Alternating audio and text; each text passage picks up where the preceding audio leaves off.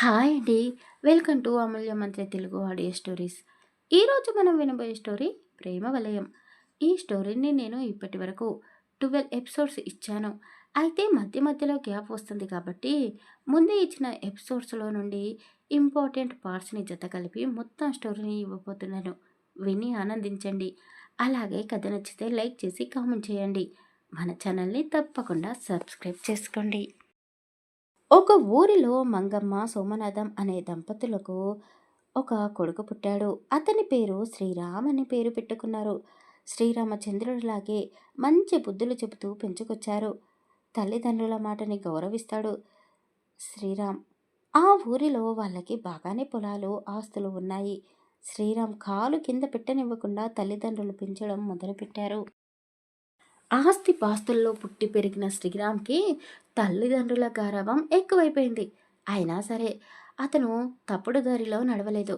శ్రీరామ్ నిజంగానే శ్రీరామచంద్రుడనే చెప్పవచ్చు. చాలా మంచివాడు, మెతక మనిషి కూడా.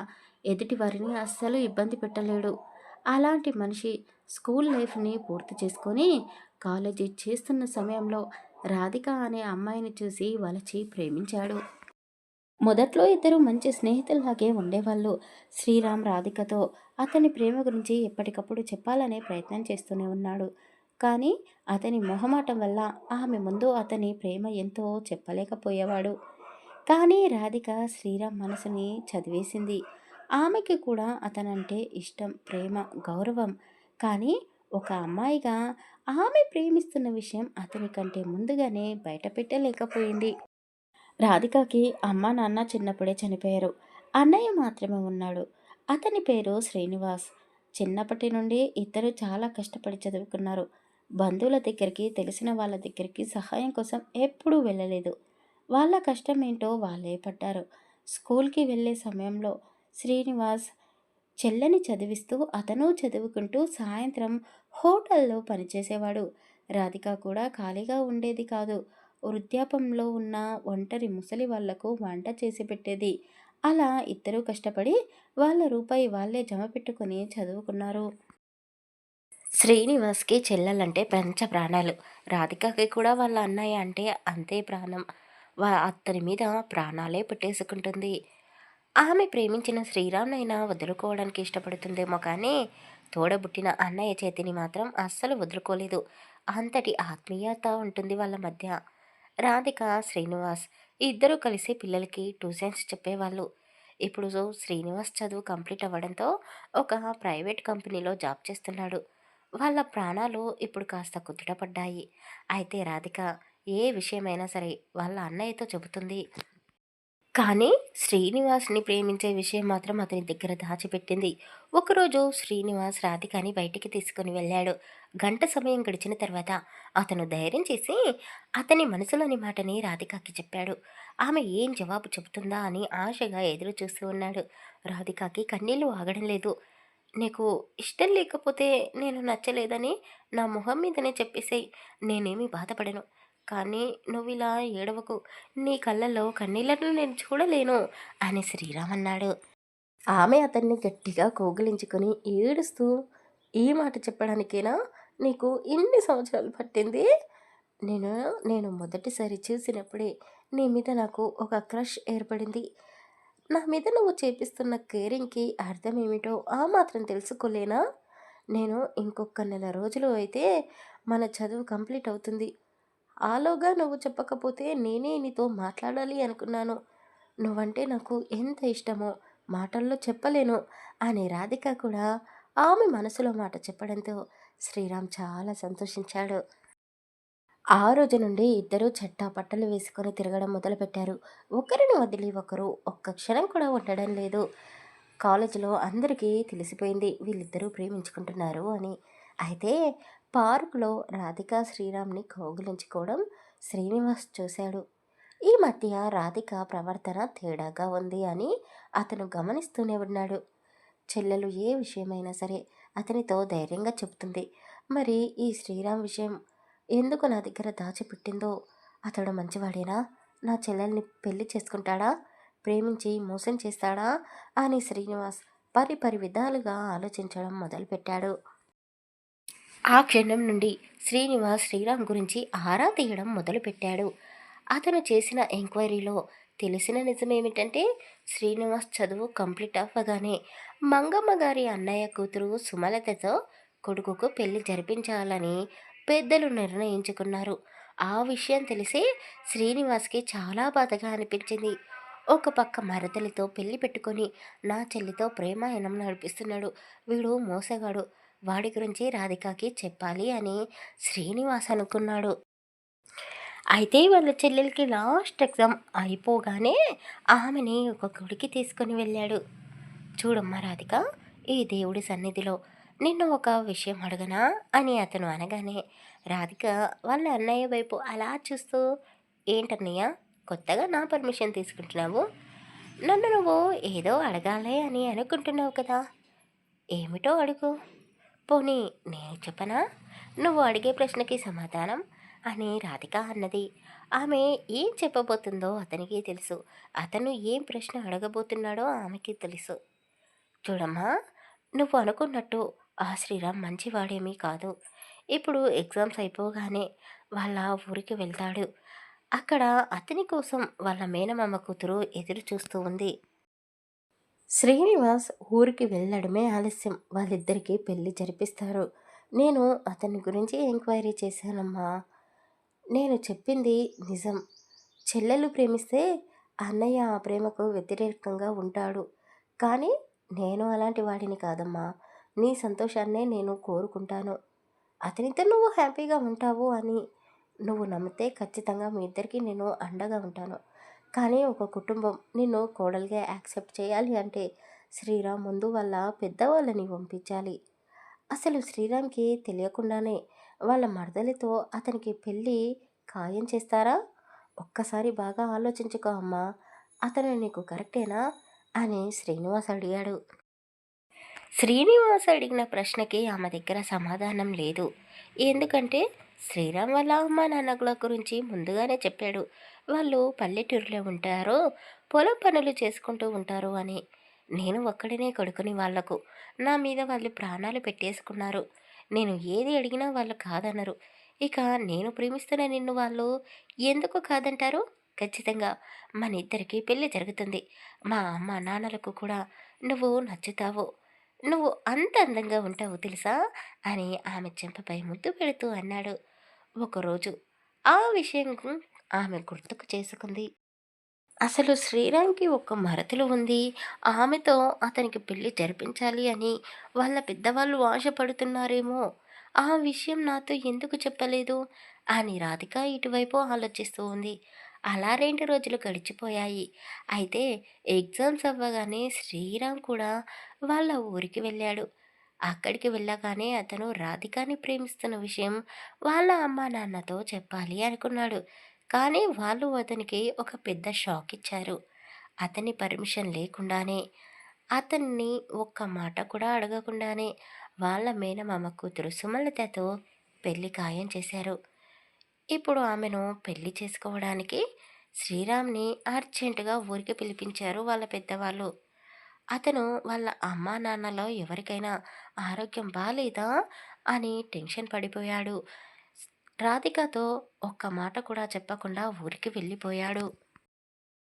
చిన్నప్పటి నుండి శ్రీరామే నీకు మొగుడు అని పెద్దవాళ్ళు చెప్పడంతో సుమలత అతని మీద ప్రాణాలు పెట్టేసుకుంది.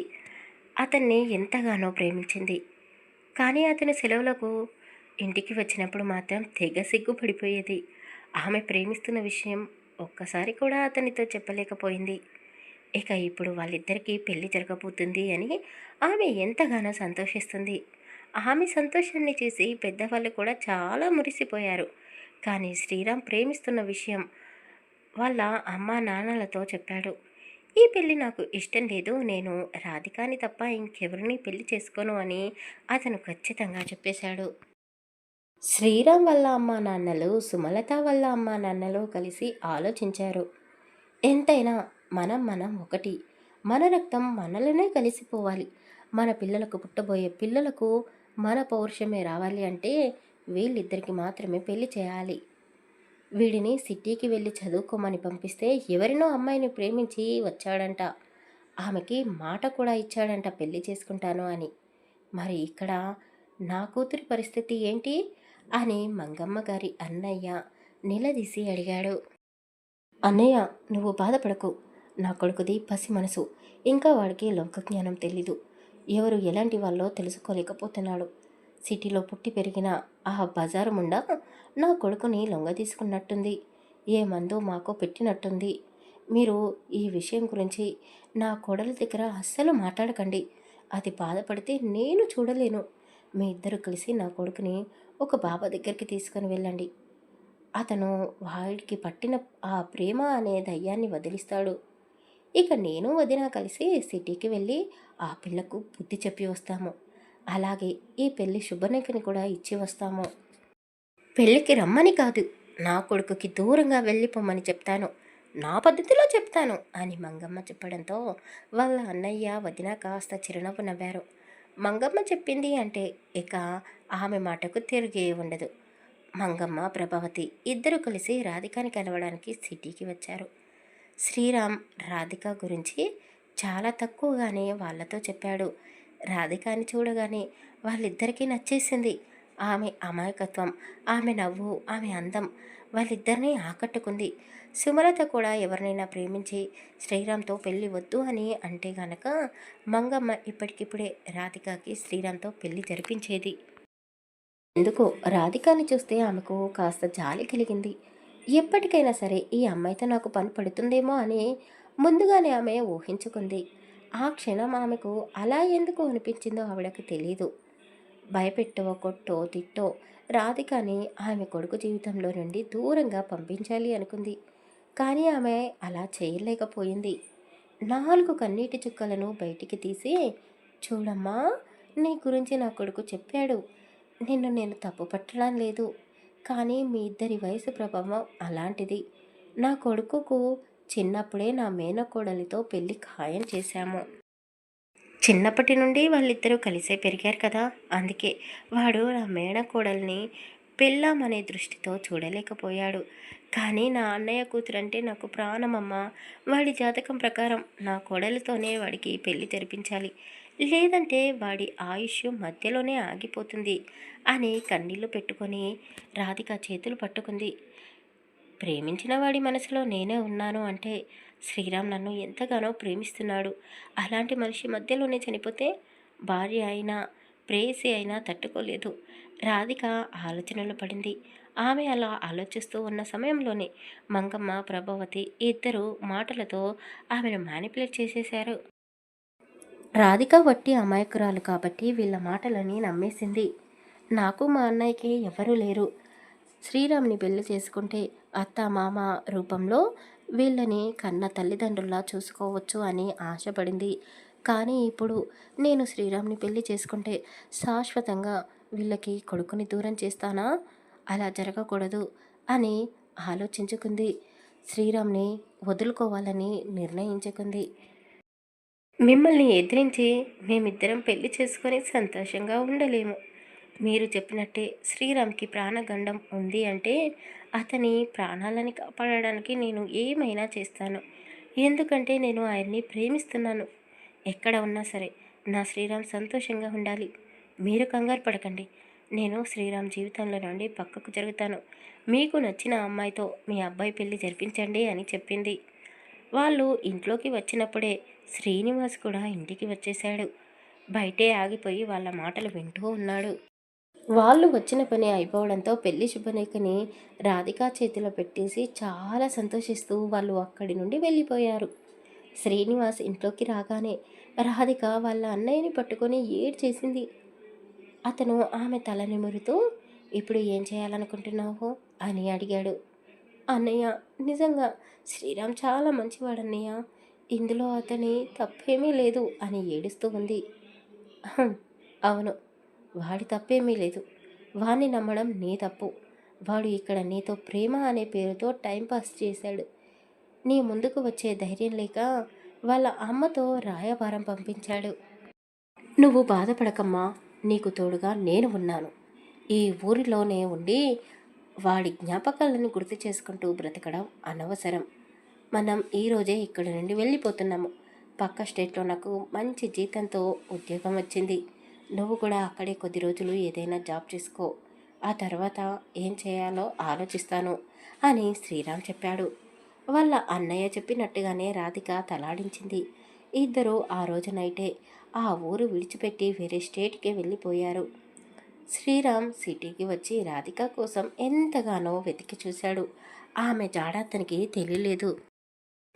చేసిందంతా చేసి ఇద్దరు ఆడవాళ్ళు ఏమీ తెలియనట్టు నలుగురితో కలిసి తిరుగుతున్నారు.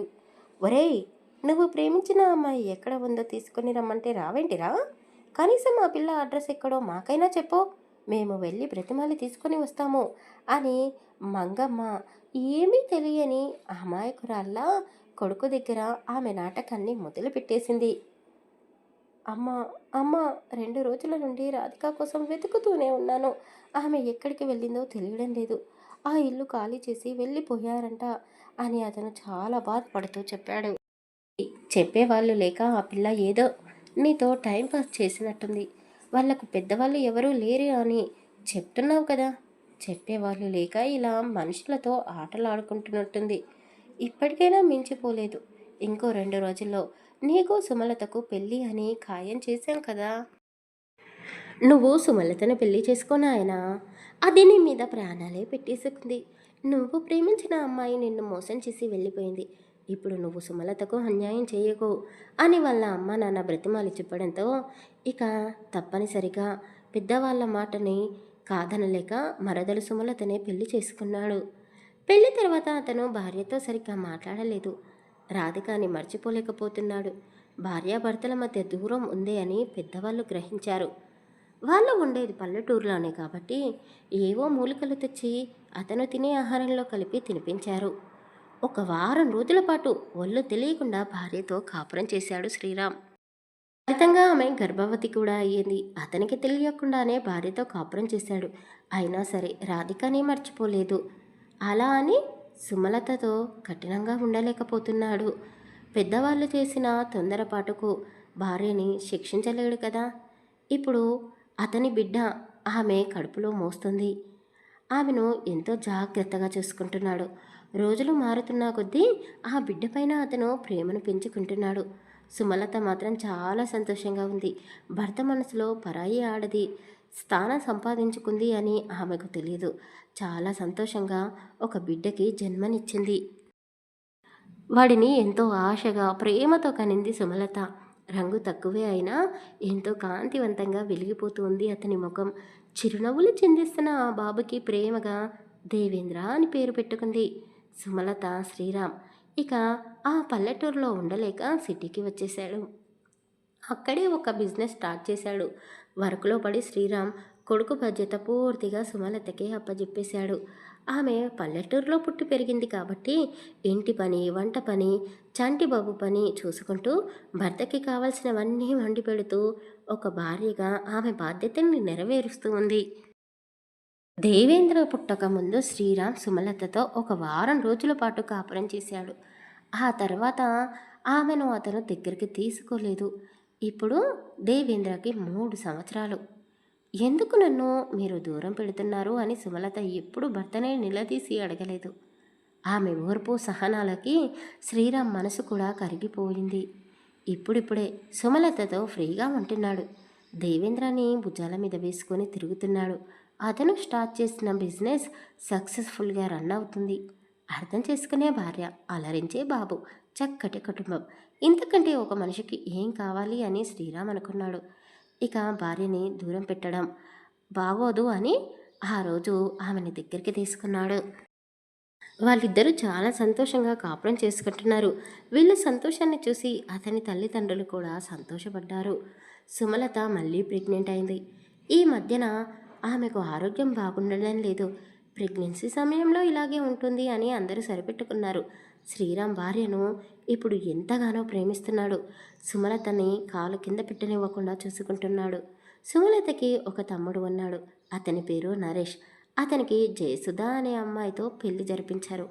అతను కూడా శ్రీరామ్ లాగే సిటీకి వచ్చేసి వాళ్ళ ఇంటి పక్కనే ఒక ల్యాండ్ తీసుకొని ఇల్లు కట్టుకున్నాడు. అతను కూడా వాళ్ళ బావలాగే ఒక బిజినెస్ చేస్తూ బాగానే ఆస్తిని పోగు చేశాడు. అతని భార్య కూడా ఇప్పుడు ప్రెగ్నెంట్గా ఉంది. శ్రీరామ్ తల్లిదండ్రులు, సుమలత తల్లిదండ్రులు ఊరిని విడిచిపెట్టి సిటీకే వచ్చేశారు. సుమలతకి పాప పుట్టింది. అటు జయసుధకి పాపే పుట్టింది. ఇద్దరు వారాల తేడాతో పుట్టారు. శ్రీరామ్ సుమలతకి పుట్టిన కూతురికి దేవిక అని పేరు పెట్టుకున్నారు. ఇక నరేష్ జయసుధకి పుట్టిన కూతురికి స్వప్నిక అని పేరు పెట్టేసుకున్నారు. అయితే సుమలతకి ఈ మధ్య ఆరోగ్యం అస్సలు బాగుండటం లేదు. తరచూ హాస్పిటల్స్ చుట్టూ తిరుగుతూ ఉంది ఆమె. రోజు సడన్గా నిద్రలోనే గుండెపేటు బాధతో మరణించింది. భార్య మరణం శ్రీరామ్ తట్టుకోలేకపోయాడు. ఇద్దరు పిల్లల్ని పక్కన పెట్టుకొని అలా శూన్యంలోకి చూస్తూ ఉన్నాడు. మంగమ్మ, ప్రభావతి ఒకరోజు రాధికతో అన్నమాట, శ్రీరామ్ ఆయుష్ రేఖ బలంగా లేదు అని. వాళ్ళు ఆమెతో అబద్ధం చెప్పారు. కానీ ఆ దేవుడు తదాస్తు అన్నట్టున్నాడు. అందుకే శ్రీరామ్కి బదులుగా సుమలత ఆయుష్ రేఖని తుడిచేసినట్టున్నాడు. శ్రీరామ్ బాధను చూసి తల్లిగా మంగమ్మ చాలా బాధపడిపోయింది. సుమలత చనిపోయి 3 నెలలు కూడా కాలేదు. మంగమ్మ భర్త సోమనాథ్, ప్రభావతి భర్త గోవర్ధన్ ఇద్దరూ చనిపోయారు. కొడుకుగా శ్రీరామ్ అతని బాధ్యతని నెరవేర్చుకున్నాడు. ఇంట్లో ఏదైనా శాంతి పూజ జరిపించండి అని బంధువులందరూ చెప్పారు. అలాగే శ్రీరామ్కి మళ్ళీ పెళ్లి చేయమని సలహాలు ఇచ్చి వెళ్ళారు. కానీ శ్రీరామ్ పెళ్లి చేసుకోవడానికి అస్సలు ఒప్పుకోవడం లేదు. ఒంటరిగా 2 పిల్లలను చూసుకుంటాను అని చెప్పాడు. అయితే శ్రీరామ్ జీవితంలో ఇలా జరుగుతూ ఉండగానే అతని బావమరిది నరేష్, జయసుధ ఏదో ఫంక్షన్కి వెళ్ళి వస్తూ ఉండగా కార్ యాక్సిడెంట్ అయ్యి ఇద్దరూ అక్కడికక్కడే మరణించారు. ఒకే కుటుంబానికి చెందిన వీళ్ళందరూ వరుసగా ఇలా చనిపోవడం చూసే వాళ్ళకి, వినే వాళ్ళకి భయంగా అనిపించింది. వీళ్ళ ఇంటి దరిదాపుల్లోకి కూడా ఎవ్వరూ రావడం లేదు. మంగమ్మ, సుభద్ర గుండె రాయి చేసుకున్నారు. దేవేంద్ర ఇప్పుడు కాస్త తెలివికి వచ్చాడు కాబట్టి దేవికాని, స్వప్నికాని ఆడిస్తున్నాడు. అయితే నరేష్, జయసుధ చనిపోయిన రోజు వాళ్ళ మృతదేహాలని తీసుకురావడానికని హాస్పిటల్కి వెళ్ళారు. అక్కడ హాస్పిటల్లో సుభద్రమ్మ, మంగమ్మ గారు రాధికాని చూశారు. మంగమ్మ అంత బాధలో కూడా తెలివిగా ఆలోచించింది. అక్కడ పనిచేస్తున్న ఒక నర్స్ సహాయంతో రాధిక డీటెయిల్స్ని కనుక్కుంది.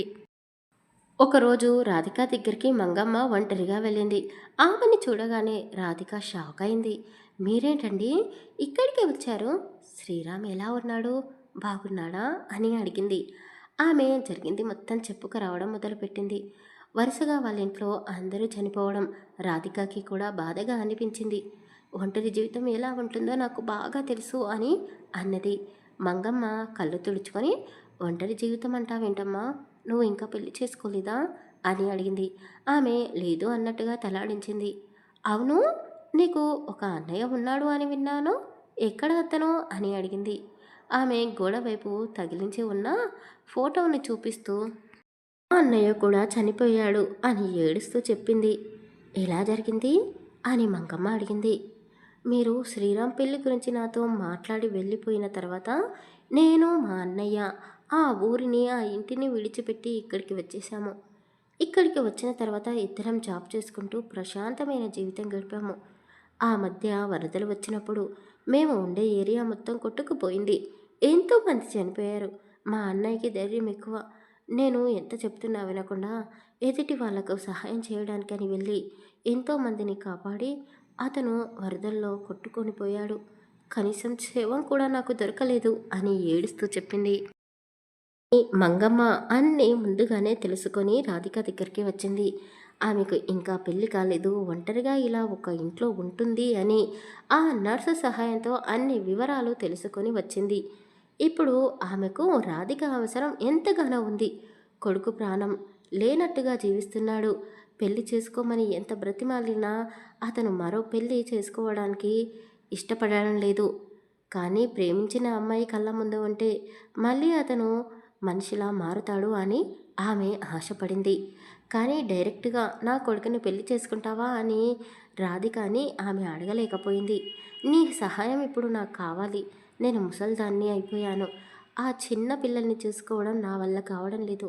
మా ఇంటికి రావచ్చు కదా అని బ్రతిమాలింది. రాధిక ఉండే ఏరియా అంత మంచిదేమీ కాదు. ఒంటరి ఆడది సమాజంలో బ్రతకడం చాలా కష్టం. ఇప్పుడు రాధిక ఎదుర్కొంటున్నది అలాంటి పరిస్థితినే. ఆడేంటి మొగేంటి అందరి కళ్ళు ఆమె ఇంటిపైనే. ఎప్పుడు తలుపు తెరుస్తుందా, ఎప్పుడు మూస్తుందా, ఎవరెవరు వాళ్ళ ఇంట్లోకి వస్తున్నారో అని లెక్కేసుకుంటూ ఉన్నారు. రాధికకి అక్కడ ఉండే జనాలు ఏం మాట్లాడుకుంటున్నారో, వాళ్ళు ఎలా చూపులతో చంపుకు తింటున్నారో అన్నీ అర్థమవుతూనే ఉన్నాయి. కానీ ఆమె పరిస్థితి ఎవరికీ చెప్పుకోలేనిది. వాళ్ళకి గట్టిగా సమాధానం కూడా చెప్పలేకపోతుంది. ఆ ఏరియాని, ఆ ఇంటిని వదిలి మరో చోటకి షిఫ్ట్ కావాలని చూస్తూ ఉంది. అంతలోనే మంగమ్మ గారు రావడం, రాధికని తనతో పాటు ఇంటికి తీసుకొని వెళ్తాను అని రాధికని మంగమ్మ ఎంతగానో బ్రతిమాలింది. రాధికకి మంగమ్మ మాటల మీద కాస్త జాలి కలిగింది, బాధ కలిగింది. ఒకప్పుడు రాధిక శ్రీరాముల ప్రేమని విడదీసింది మంగమ్మనే కాబట్టి ఆమెతో వెళ్ళడం రాధికకి ఇష్టం లేదు. కానీ ఆమె మనసులో ఏదో ఒక మూలన శ్రీరామ్ పైన ఇంకా ప్రేమ ఉంది కాబట్టి అతని పరిస్థితికి కారణం వాళ్ళ అమ్మాయి అని తెలిసినా కూడా ఆమె మీద కోపాన్ని చూపించలేకపోయింది. ఒక్కసారి కళ్ళ నిండా మనసారా శ్రీరామ్ని చూసుకోవాలన్న ఆశ కలిగింది. అందుకు ఆమె మంగమ్మతో వెళ్ళడానికి ఒప్పుకుంది. కానీ ఒక షరతు పెట్టింది. అదేమిటంటే ఒక వారం రోజుల పాటే మంగమ్మ వాళ్ళ ఇంట్లో ఉండడానికి రాధిక ఒప్పుకుంది. ఆ వారం రోజులు పిల్లలని చూసుకుంటానని చెప్పింది. శ్రీరామ్కి కంటపడను అని చెప్పింది. ఆ వారం రోజులు చాలు మంగమ్మ రాధికని శాశ్వతంగా వాళ్ళ ఇంట్లోనే ఉంచుకోవడానికి అని మంగమ్మ కూడా మనసులోనే అనుకొని రాధిక చెప్పినట్టుగానే సరే అని తలాడించింది. ఎంతో సంతోషంగా రాధిక చెయ్యి పట్టుకొని మంగమ్మ వాళ్ళ ఇంటికి తీసుకొని వెళ్ళింది. వారం రోజులు రాధిక ఇంట్లో పిల్లలను చూసుకుంటూ ఇంటి పని చూసుకుంటూ చాలా చక్కగా ఒక ఇంటి ఇల్లాలుగా ఎలా ఉండాలో ఆ ఇంటికి తగ్గ కోడలిగా అన్ని పనులు నెరవేరుస్తూ ఉంది. మంగమ్మ ప్రభావతమ్మలు ఒకే ఒక్క మాట మీద ఉంటారు కాబట్టి వాళ్ళిద్దరూ కలిసి ఒక పన్నాగం పన్నారు. తెల్లారితే రాధిక తిరిగి వెళ్ళిపోతాను అని పడుకునే ముందు మంగమ్మకి చెప్పి రాధిక గదిలోకి వెళ్ళి పడుకుంది. వాళ్ళు ఒకప్పుడు సుమలతకి శ్రీరామ్కి ఎలా అయితే మూలికలు కలిపి ఒకటి చేశారో ఇప్పుడు ఆ శ్రీరామ్ రాధిక విషయంలో అదే చేశారు. ఆ రోజు నైట్ శ్రీరామ్ ఆలస్యంగా ఇంటికి వచ్చాడు. అతను తినే ఆహారంలో మళ్ళీ సేమ్ అవే మత్తొచ్చే మూలికలు కలిపి రాధిక గదిలోకి పంపించారు. అసలు ఆ ఇంట్లో రాధిక ఉంటున్న విషయం శ్రీరామ్కి తెలియదు. రాధిక దొంగచాటుగా శ్రీరామ్ని చూసుకుంటూ చాలా బాధపడుతూ ఉంది ఈ వారం రోజులు. ఎన్నో కలలు, ఎన్నో ఆశలు అన్నీ అతనితో ఊహించేసుకుంది ఒకప్పుడు. ఇప్పుడు శ్రీరామ్ని అలా గడ్డంతో చూడలేకపోతుంది రాధిక. బాధగా అతని జ్ఞాపకాలని గుండెల్లో మోసుకుంటూ కండ్లు మూసుకున్న రాధిక ఒంటిపైన శ్రీరామ్ చెయ్యి వేశాడు. ఆమె ఎంతగానో గింజుకుంది. అయినా సరే శ్రీరామ్ ఆమెను వదిలిపెట్టలేదు.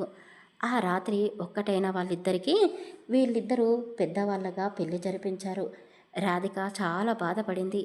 అసలు రాధిక ఆ ఇంటికి ఎందుకు వచ్చిందా అని శ్రీరామ్ ఆరా తీశాడు. ఆ తర్వాత ఇదంతా వాళ్ళమ్మ చేసిన పని అని తెలుసుకొని వాళ్ళమ్మ మంగమ్మని, అత్త ప్రభావతిని ఇద్దరిని నిలదీసి అడిగాడు. వాళ్ళు తలదించేసుకున్నారు. నీ జీవితం ఇలా మోడీగా ఉండకూడదు అనే రాధికని తెచ్చి పెళ్లి చేశాము, మేము చేసింది తప్ప అని వాళ్ళకు వాళ్ళే సమర్థించుకున్నారు. రాధికకి కూడా విషయం తెలిసి ఇక ఏమీ చేయలేకపోయింది. శ్రీరామ్ని ఎంతగానో ప్రేమించిన రాధిక ఇప్పుడు అతనికి భార్యగా అయ్యింది. అతను కూడా రాధికని భార్యగా ఒప్పుకున్నాడు.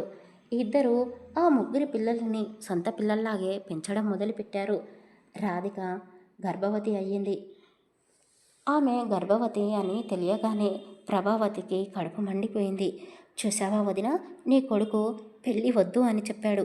కానీ రాధికతో కాపురం చేసి 2 నెలలు తిరగకుండానే కడుపు చేశాడు. నా కూతురితో ఎప్పుడూ ఇంత సంతోషంగా లేడు.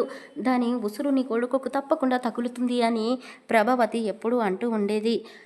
మంగమ్మ ప్రభావతిని ఎప్పుడూ మందలిస్తూనే ఉండేది. వీళ్ళిద్దరూ ఇలా మాట్లాడుకునేటివన్నీ దేవేంద్ర వింటూ ఉండేవాడు. అప్పటికీ దేవేంద్ర కాస్త తెలివితో ఉన్నాడు. స్కూల్కి వెళ్ళి వస్తున్నాడు. దేవిక, స్వప్నిక మాత్రం ఇంకా ఇంట్లోనే ఉంటున్నారు. ఆ ఇద్దరు ఆడపిల్లలని రాధిక సొంత కూతురులాగే చూసుకునేది. దేవేంద్రాన్ని కూడా ప్రేమగా దగ్గరికి తీసేది. కానీ అమ్మమ్మ, నానమ్మ దొంగచాటుగా రాధిక గురించి మాట్లాడుకునే మాటలు దేవ్ వినేవాడు. వాళ్ళ అమ్మ మీద కోపాన్ని పెంచుకునేవాడు. ఈ రాధిక వల్లే మా అమ్మ సుమలత చనిపోయింది అని ఆ చిన్న మనసులో నాటుకుపోయింది. శ్రీరామ్ ఎంత చెప్పినా దేవ్ మాత్రం రాధికని అమ్మ అని పిలవలేకపోయేవాడు. పిన్ని అని కూడా పిలవలేదు. ఇదిగో అదిగో అని గోడతో మాట్లాడినట్టే మాట్లాడేవాడు. రాధిక బాధపడేది. ఎందుకు దేవేంద్ర నన్ను దూరం పెడుతున్నాడా అని శ్రీరామ్తో చెప్పుకొని ఏడ్చేది. శ్రీరామ్ రాధికని చాలా ప్రేమగా చూసుకునేవాడు. కడుపుతో ఉంది కదా అని ఆమె కాళ్ళు పట్టేవాడు, తల నొక్కేవాడు, ప్రతి చిన్న పనిలో కూడా హెల్ప్ చేసేవాడు. అదంతా చూసిన దేవికి మా అమ్మతో ఎందుకు ఇలా లేడు, మా చెల్లెలు మా అమ్మ కడుపులో ఉన్నప్పుడు మా నాన్న ఎందుకు మా అమ్మని ఇలా దగ్గరికి తీసుకోలేదు, ఇంత సేవ ఎందుకు చేయలేదు, మా అమ్మమ్మనే అన్ని పనులు చేసేది. పాపం మా అమ్మ, నిజంగానే మా నాన్న మా అమ్మని ప్రేమించలేదా, మా అమ్మ అంటే ఇష్టం లేదా, మా అమ్మని మా నాన్నే కావాలని దూరం పెట్టాడా, మా అమ్మ చనిపోవడానికి కారణం మా నాన్నేనా, కాదు కాదు ఈ కొత్తగా వచ్చిన రాధికానే మా అమ్మ చనిపోవడానికి కారణం అని ఆ పసి మనసు గట్టిగా నమ్మేసింది. దానికి తోడు మంగమ్మ, ప్రభావతి దొంగచాటుగా రాధిక గురించి చాడీలు చెప్పడం. అదంతా విని దేవేంద్ర పూర్తిగా రాధికను ద్వేషించడం మొదలుపెట్టాడు. ఇక రాధిక ఒకరోజు బాబుకు జన్మనిచ్చింది. వాడి పేరు రాజేంద్ర అని పేరు పెట్టుకుంది. అయితే రాజేంద్ర స్వప్నిక దేవికల కంటే ఒక్క సంవత్సరం చిన్నవాడు. నలుగురి పిల్లలని శ్రీరామ్, రాధిక చక్కగా పెంచడం మొదలుపెట్టారు. వాళ్లకు మంచి మంచి బుద్ధులు, విద్య నేర్పించాలనుకున్నారు. నలుగురిని ఒకే స్కూల్లో వేశారు.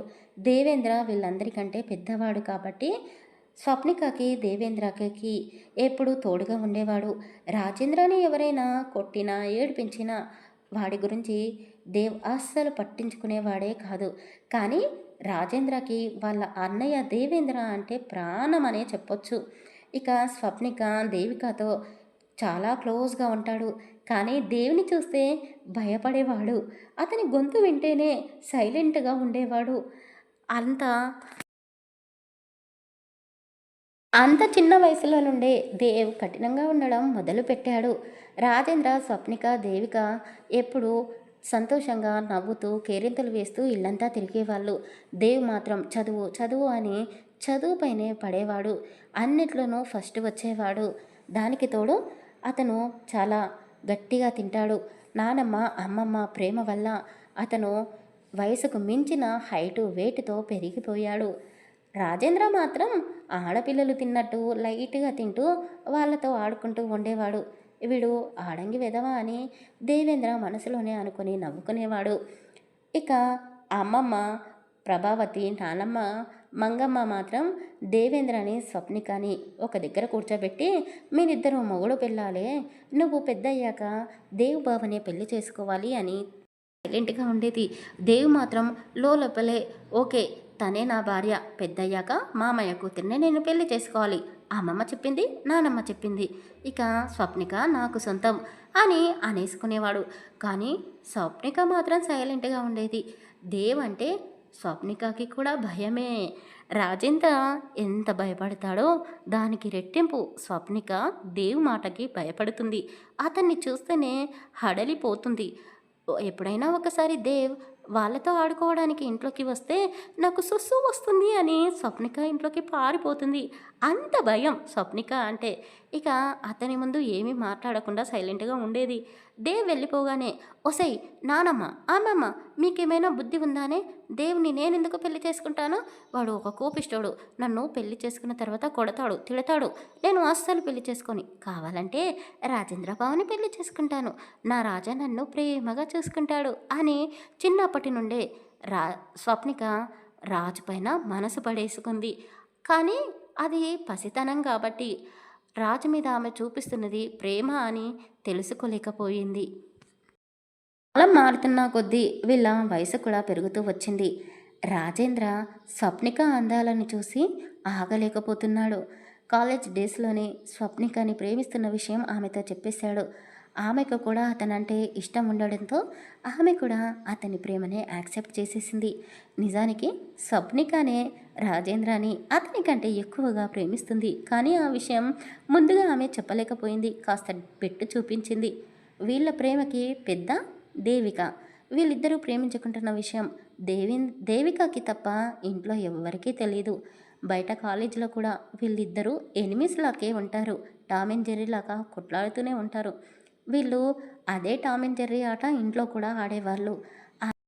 ఇంట్లో ఉండేవాళ్ళు వీళ్ళ గొడవని చూసి నవ్వుకునే వాళ్ళే తప్ప వీళ్ళ మధ్య ప్రేమ ఉంది అని తెలుసుకోలేకపోయారు. దేవ్ చదువు కంప్లీట్ చేసుకొని వాళ్ళ నాన్నగారితో కలిసి ఆఫీస్కి వెళ్తున్నాడు. వాళ్ళ నాన్న శ్రీరామ్ కంటే ఎంతగానో కష్టపడుతున్నాడు. రాత్రి పగలు అని తేడా లేకుండా సొంతంగా అతని తెలివితో ఆ బిజినెస్ని ఇంకా ఇంకా డెవలప్ చేశాడు. ఇప్పుడు శ్రీరామ్ స్థాపించిన వ్యవస్థని దేవేంద్ర ఒక్క చేతితోనే నడిపిస్తున్నాడు. ఆఫీస్కి దేవేంద్ర వస్తున్నాడు అంటే స్టాఫ్ మొత్తం హడలిపోవాల్సిందే. అతను ఏదైనా డీల్ మాట్లాడితే పక్క బిజినెస్ వాళ్ళు కూడా చెమటలు పోసుకుంటారు. అంతటి తెలివితేటలతో దేవేంద్ర ఒక బిజినెస్ని రన్ చేస్తున్నాడు. ఇప్పుడు శ్రీరామ్ కాస్త రిలాక్స్ అవుతున్నాడు. రాధికని ఎప్పుడూ అమ్మ అని పిలవడు, పిన్ని అని పిలవడు. ఆమెకు అది ఒక్కటే బాధ. నేను ఏం తప్పు చేశానా అని ప్రతి క్షణం ఆలోచిస్తూనే ఉంటుంది. ఒకరోజు దేవేంద్ర ఇంట్లో ఎవరికీ చెప్పకుండా ఒక పెద్ద బిజినెస్ మ్యాన్ కొడుకుతో వాళ్ళ చెల్లెలు దేవికకి పెళ్లి జరిపించాలి అని నిర్ణయం తీసుకున్నాడు. ఆ విషయం ఇంట్లో వాళ్ళకి కూడా చెప్పాడు. అయితే దేవిక రాజేంద్రతో స్వప్నికతో చాలా క్లోజ్గా ఉంటుంది. వాళ్ళ పిన్ని రాధికతో అన్ని విషయాలు షేర్ చేసుకుంటుంది. సొంత తల్లితో కూడా అంత చనువుగా ఉండరేమో పిల్లలు. రాధికని తల్లి కంటే ఎక్కువగా చూసుకుంటుంది దేవిక. రాధిక కూడా దేవికని అలాగే చూసుకుంటుంది. రాజేంద్ర విషయంలోనైనా కాస్త మందలిస్తుందేమో కానీ దేవికని నెత్తిన పెట్టేసుకుంటుంది. అలాంటి వాళ్ళ దగ్గర కూడా దేవిక ప్రేమిస్తున్న విషయం చెప్పలేదు. ఆమె ఎంత సీక్రెట్గా ప్రేమించింది అంటే కనీసం పక్కనున్న వాళ్ళకి కూడా తెలియలేదు. ఇంద్ర కోపం ఎలా ఉంటుందో దేవికకి బాగా తెలుసు. ఆమె ప్రేమ గురించి ఇప్పుడు చెప్తే శ్రీరామ్ని చంపేస్తాడు అని భయపడిపోయింది. ఇక అతను ఒక నిర్ణయం తీసుకుంటే ఏది ఏమైనా సరే ఆ మాటకే కట్టుబడి ఉంటాడు అని భయపడిపోయి దేవిక ఇంట్లో ఎవ్వరికీ ఆమె ప్రేమ గురించి చెప్పలేదు. ఒకరోజు నైట్ దేవిక ఆమె ప్రేమించిన కళ్యాణ్తో పారిపోయింది. దొంగచాటుగా పెళ్లి చేసుకొని ఎవరికీ తెలియకుండా ఒక ఇంట్లో కాపురం పెట్టింది. ఈ విషయం కళ్యాణ్ వాళ్ళ అమ్మా నాన్నకు తెలిసి దేవికని కళ్యాణ్ని ఇంటికి రమ్మని పిలిపించారు. దేవిక చాలా సంతోషంగా కళ్యాణ్తో కలిసి వాళ్ళ ఇంటికి వెళ్ళిపోయింది. అయితే రాజేంద్ర చెల్లెలు దేవిక పెళ్లి నుండి పారిపోయింది అని అందరికీ తెలియడంతో అందరూ దేవేంద్ర గురించి నానా మాటలు అనుకున్నారు. శ్రీరామ్ని రాధికని కూడా అనరాని మాటలు అన్నారు. రాజేంద్ర ఆ మాటలు తట్టుకోలేకపోయాడు. ఒక బిజినెస్ మ్యాన్ చెల్లెలు ఇలా పారిపోవడం ఏంటి? అసలు ఆడపిల్లలను పెంచే పద్ధతి ఇదేనా? తండ్రి 2 పెళ్ళిళ్ళు చేసుకుంటే సవతి తల్లి పెంపకంలో పిల్లలు ఇలా పెరగకపోతే ఇంకెలా పెరుగుతారు?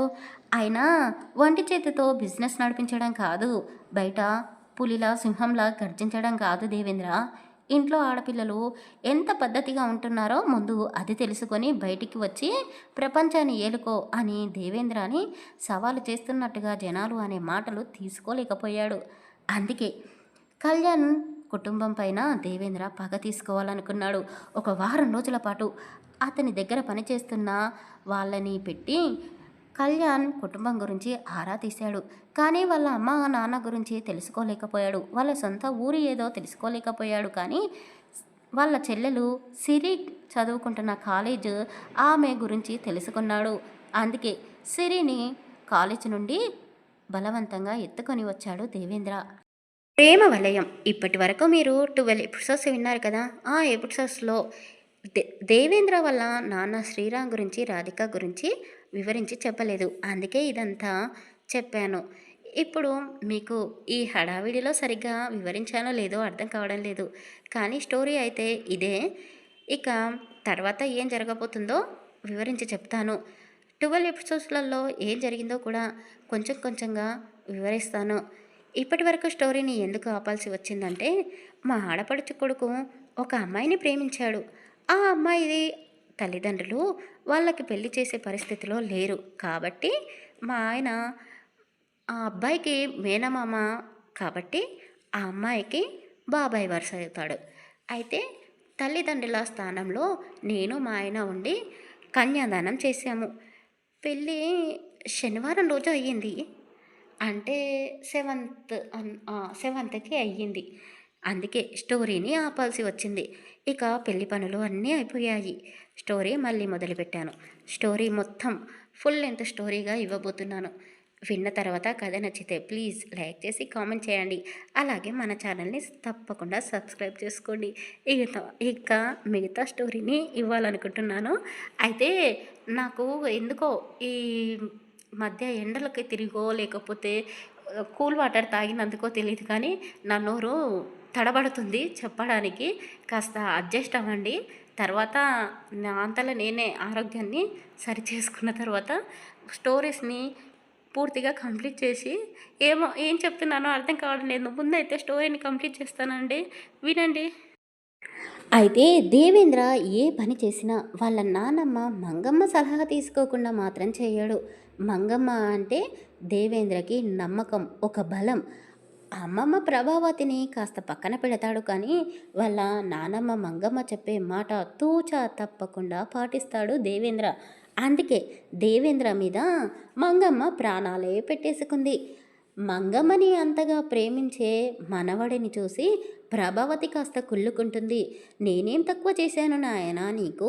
మీ అమ్మ చనిపోయిన తర్వాత నిన్ను నెత్తిన పెట్టుకొని పెంచాను. నా మనవరాలు స్వప్నికని నీకే ఇచ్చి పెళ్లి చేస్తాను. దాని ఆస్తి కూడా నీకే వస్తుంది. నన్నెందుకు మీ నానమ్మతో సమానం చూడవు అని ఎప్పుడు మంగమ్మ మీద పడి ఏడుస్తూనే ఉంటుంది. కానీ వీళ్ళు మాత్రం మనవడు వెళ్ళిపోయిన తర్వాత మళ్ళీ ఒక్కటవుతారు. దేవేంద్ర వచ్చిన తర్వాత ప్రభావతి మంగమ్మ వియ్యపురలాగా ఇద్దరూ కొట్టుకుంటూనే ఉంటారు. వీళ్ళ కథ ఇలా నడుస్తూ ఉంటుంది. దేవేంద్ర వాళ్ళ నానమ్మతో చెప్పే సిరిని బలవంతంగా ఇంటికి లాక్కొని వచ్చాడు. శ్రీ కళ్యాణ్ చెల్లెలు అని మంగమ్మకు మాత్రమే తెలుసు. ఇంట్లో వాళ్ళకి ఎవరికీ తెలీదు, ప్రభావతితో సహా. అయితే ఆ రోజు నైట్ సిరిని లాక్కొని వచ్చాడు కదా, అందుకే మంగమ్మ ఆ శీలాన్ని దోచుకున్నా సరే అని మనవడికి రెచ్చగొట్టి మరీ సిరి ఉన్న గదిలోకి పంపించింది. కానీ దేవ్ పైకి కనిపించేంత మూర్ఖుడేమీ కాదు, బాగా తాగేసి ఉన్నాడు. అయితే సిరిని తీసుకొని వచ్చే 2 రోజుల ముందే దేవేంద్రకి స్వప్నిక రాజేంద్ర ప్రేమ గురించి తెలిసిపోయింది. నా చిన్నప్పటి నుండి నాతోనే పెరిగిన నా మరదలు స్వప్నిక రాజేంద్రని ప్రేమిస్తున్న విషయం నాతో ధైర్యంగా ఎందుకు చెప్పలేదా అని బాధపడుతున్నాడు. అంతలోనే వాళ్ళ చెల్లెలు దేవిక ఇలా ఒక అతన్ని ప్రేమించి వెళ్ళిపోవడం, ఇదంతా అతను తీసుకోలేకపోయాడు. స్వప్నికని దేవికని ఒకే విధంగా ప్రేమించాడు, ఒకే విధంగా పెంచాడు. అతని కళ్ళ ముందు పెరిగిన ఇద్దరు ఆడపిల్లలు వాళ్ళ ప్రేమ గురించి అతనితో చెప్పలేదు. అతన్ని దెబ్బతీశారు. అది దేవేంద్ర తీసుకోలేకపోతున్నాడు. సిరి గదిలోకి వెళ్ళి ఆమె ముందు కూర్చొని సిరిలో స్వప్నికాని చూస్తూ, ఎందుకే నన్ను మోసం చేశావు? చిన్నప్పటి నుండి నిన్ను నేను పెళ్లి చేసుకోవాలని అనుకున్నాను కదా, కనీసం ఒక్కసారైనా నువ్వు ఫలానా వాడిని ప్రేమిస్తున్నాను అని చెప్తే నేను పక్కకు తప్పుకునేవాడిని కదా, అసలు నా మీద నీకు ఎందుకు ప్రేమ పుట్టలేదు? సరేలే, నేను కూడా నిన్ను ఎప్పుడు ఒక ప్రేమికురాల్లా, ఒక అమ్మాయిలా చూడలేదు. నా చెల్లెలు ఎలాగో నిన్ను కూడా అలాగే పెంచాను, అది నేను చేసిన తప్పు అని దేవేంద్ర ఏదేదో మాట్లాడుతూ సిరిని తిట్టుతూ అలాగే ఆమెపై వాలిపోయి పడుకున్నాడు. సిరి దేవేంద్రని చూసి మొదట్లో భయపడింది. కానీ ఆ తర్వాత ఆ ఇంటికి, ఆ ఇంట్లో మనుషులకి అలవాటు పడిపోయింది. ఒకరోజు మంగమ్మ సిరిని ఒక స్టోరూంలో బంధించింది. ఆ స్టోరూంలో పాములు, పిల్లులు, ఎలుకలు అన్నీ ఉంటాయని భయపెట్టింది. ఇది చాలా అంటే చాలా అందంగా ఉంటుంది. ఆమె నవ్వితే ముత్యాలు రాలిపోతాయా అన్నట్టుగా ఆమె పళ్ళ వరస ఉంటుంది. నల్లగా ఒత్తైన పొడవాటి జుట్టు ఉంటుంది. ఆమె హైట్‌గా ఉంటుంది. తెలతల మెరిసిపోతూ ఉంటుంది ఆమె శరీర ఆకారం. ముట్టుకుంటే మాసిపోతుంది అన్నట్టుగా ఉంటుంది ఆమె రంగు. అలాంటి సిరికి చదువుతో పాటు గుణం, గుణంతో పాటు పొగరు, మొండితనం, పెంకితనం అన్నీ ఎక్కువగానే ఉన్నాయి. ఇక మన సిరి పల్లెటూరులో పుట్టి పెరిగింది కాబట్టి పొలాల చుట్టూ తిరిగేది చిన్నప్పుడు. అలాంటి పిల్లకి ఈ పాములు, కప్పలు, ఎలుకలు అంటే భయం ఉండదు. కానీ బల్లి అంటే చచ్చేంత భయం. దేవుడా దేవుడా ఈ గదిలో అస్సలు బల్లి ఉండకూడదు అని భయపడుతూనే బల్లి గురించి జపం చేస్తూ ఆ గదిలో ఉంది. అయితే ఆ గదిలో మిటుకు మిటుకుమంటూ ఉన్న ఒక చిన్న లైట్ మాత్రమే ఉంది. అసలు కిటికీ లేదు, వెలుతురన్నదే లేదు. పాపం సిరికి దాహం వేస్తుంది. గాలి రాక ఊపిరి ఆడడం లేదు. అలాంటి సమయంలోనే ఆమె చూపు ఒక ఫోటో పైన పడింది. ఆ ఫోటో ఫ్రేమ్ చాలా పాతది. కానీ అందులో ఆమె ఒక వ్యక్తిని చూసి ఆశ్చర్యపోయింది. ఎవరైనా, ఎవరు, ఎప్పుడో చూశాను అని బాగా ఆలోచించింది. మా నాన్న, అవును మా నాన్నే, శ్రీనివాసు. వయసులో ఉన్నప్పుడు మా నాన్న ఇలాగే ఉండేవాడు. పక్కన ఉన్నది దేవేంద్ర వల్ల అమ్మ. వీళ్ళిద్దరికీ ఏంటి సంబంధం? మా నాన్నకి ఎవరూ లేరు కదా. మరి ఈ రాధిక ఆంటీ ఏంటి మా నాన్నకి రాఖీ కడుతూ ఫోటో దిగింది? అంటే వీళ్ళిద్దరూ అన్నా చెల్లెళ్ళా, అక్క చెల్లెళ్ళా? అసలు ఏమవుతారు వీళ్ళిద్దరూ? పోనీ ఫ్రెండ్సా అని ఆమె చిన్న మెదడుతో ఎన్నో విధాలుగా ఆలోచించుకుంటూ ఉంది. పాపం ఆకలికి దూపకి అలాగే ఆ గదిలోనే ఉండిపోయింది. ఇంకాసేపు అయితే కళ్ళు తిరిగి కింద పడిపోతుందేమో. అలా ఉంది ఆమె పరిస్థితి. అయితే మంగమ్మ మాత్రం ప్రభావతితో మాట్లాడుకుంటూ సిరి విషయమే మర్చిపోయింది. దేవేంద్ర మధ్యాహ్నం సమయంలో అస్సలు ఇంటికి రాడు. ఆ రోజు ఏదో ఫైల్ మర్చిపోయాను అని చెప్పి ఇంటికి వచ్చాడు. సిరి గదిలో లేదు. నానమ్మ, సిరి ఎక్కడా, పారిపోయిందా అని మంగమ్మను అడిగాడు. లేదురా, ఆ చీకటి గదిలో బంధించాను అని ఇంటి వెనకాల ఉన్న గదివైపు చూపించింది. నీకు పిచ్చి పట్టిందానే? ఆ గదిలో కనీసం వెలుతురు కూడా లేదు. వాటర్ అయినా ఇచ్చావా లేదా అని కంగారుగా పరిగెడుతూ ఆ గది దగ్గరికి వెళ్ళాడు. అందరూ ఆ గది దగ్గరికే వెళ్ళారు. రాధికకి, రాజేంద్రకి, స్వప్నికకి కూడా సిరి ఎక్కడ ఉందో తెలీదు. ఆమె దేవ్ గదిలోనే ఉంది అని అనుకుంటున్నారు అందరూ. దేవేంద్ర వెళ్ళి డోర్ తీయగానే సిరి సొమ్మసిల్లిపోయింది. ఆమెని చేతులతో ఎత్తుకొని హాల్లోకి తీసుకొని వచ్చి కాస్త నీళ్లు ముఖం పైన చిలకరించగానే ఆమె పరిగెత్తుకుంటూ వెళ్ళి రాధిక గది డోర్ క్లోజ్ చేసుకుంది. వాష్రూమ్లో ఒక గంట సేపు ఉన్న తర్వాత బయటికి వచ్చింది. హలో మిస్టర్ కోపిష్టి, షాడిస్టు, రౌడీ, నన్ను బలవంతంగా ఇక్కడికి ఎత్తుకొని వచ్చావు. బాగానే ఉంది. తిండి పెట్టక మీ నాన్నమ్మ ఆ గదిలో బంధించింది. నేను చస్తే ఆ కేసు మీపైకే వస్తుంది. మా నాన్న మా అన్నయ్య ఏమి చేతులు కట్టుకొని ఊరుకోరు. మీ పరువు మొత్తం పోతుంది. నిన్ను జైల్లో పెట్టిస్తారు. ఒకే డ్రెస్ మీద ఎన్ని రోజులు ఉండాలి? నాకు బట్టలు కావాలి, తొందరగా తెప్పించి పెట్టు అని ఆర్డర్ వేసింది. దేవేంద్ర తల పట్టుకొని కూర్చున్నాడు. ఈ పిల్లను నేను టార్చర్ పెట్టాలని తీసుకొని వచ్చాను, కానీ రిటర్న్గా ఈ పిల్ల నన్ను టార్చర్ పెడుతుందేంటి అని మనసులోనే అనుకుంటున్నాడు. సిరి వేసిన ఆర్డర్స్కి రాజేంద్ర, స్వప్నిక నవ్వుకుంటున్నారు. రాధిక గదిలోకి వెళ్ళి ఆమె బీరువా ఓపెన్ చేసి వాళ్ళ అన్నయ్యకు గుర్తుగా దాచిపెట్టుకున్న చీరని తీసి సిరికి కట్టింది. ఆ చీరలో సిరి ఎంతో అందంగా ఉంది. దేవ్ ఒక నిమిషం పాటు రెప్ప వేయకుండా ఆమెనే అలా చూస్తూ ఉండిపోయాడు. నువ్వు నా చెల్లెలు చేసుకున్న వాడికి చెల్లిగా పుట్టి ఉండకపోతే ఈ క్షణమే నిన్ను నా సొంతం చేసుకునేవాడినేమో అని మనసులోనే అనుకుంటూ ఉన్నాడు. రాధిక దేవేంద్ర చూపులను చూసి చాలా సంతోషపడిపోయింది. ఈ పిల్లని దేవ్ ప్రేమిస్తున్నాడేమో అని అనుకుంది. ఇక రాజేంద్ర కూడా స్వప్నికతో అదే మాట చెప్పాడు. సిరిని ఒక వారం రోజుల పాటు ఆ ఇంట్లోనే ఉంచాడు దేవేంద్ర. సిరి కూడా ఆమెకి నచ్చినవన్నీ కమ్మగా వండించుకుంటూ నచ్చిన బట్టలు వేసుకుంటూ ఆ ఇంట్లో ఒక మహారాణిలా తిరుగుతూ ఉంది. దేవేంద్రకి అప్పుడప్పుడు కోపం తెప్పిస్తుంది, నవ్విస్తుంది. ఆమె చేష్టలను చూసి దేవ్ పూర్తిగా మారిపోయాడు. సిరిని ఎప్పుడు ఆమె మనసులో నిలుపుకున్నాడో అతనికే తెలీదు. అయితే ఒకరోజు మంగమ్మ దేవేంద్రని కూర్చోబెట్టి స్వప్నికని పెళ్లి చేసుకుంటావా లేదా అని నిలదీసి అడిగింది.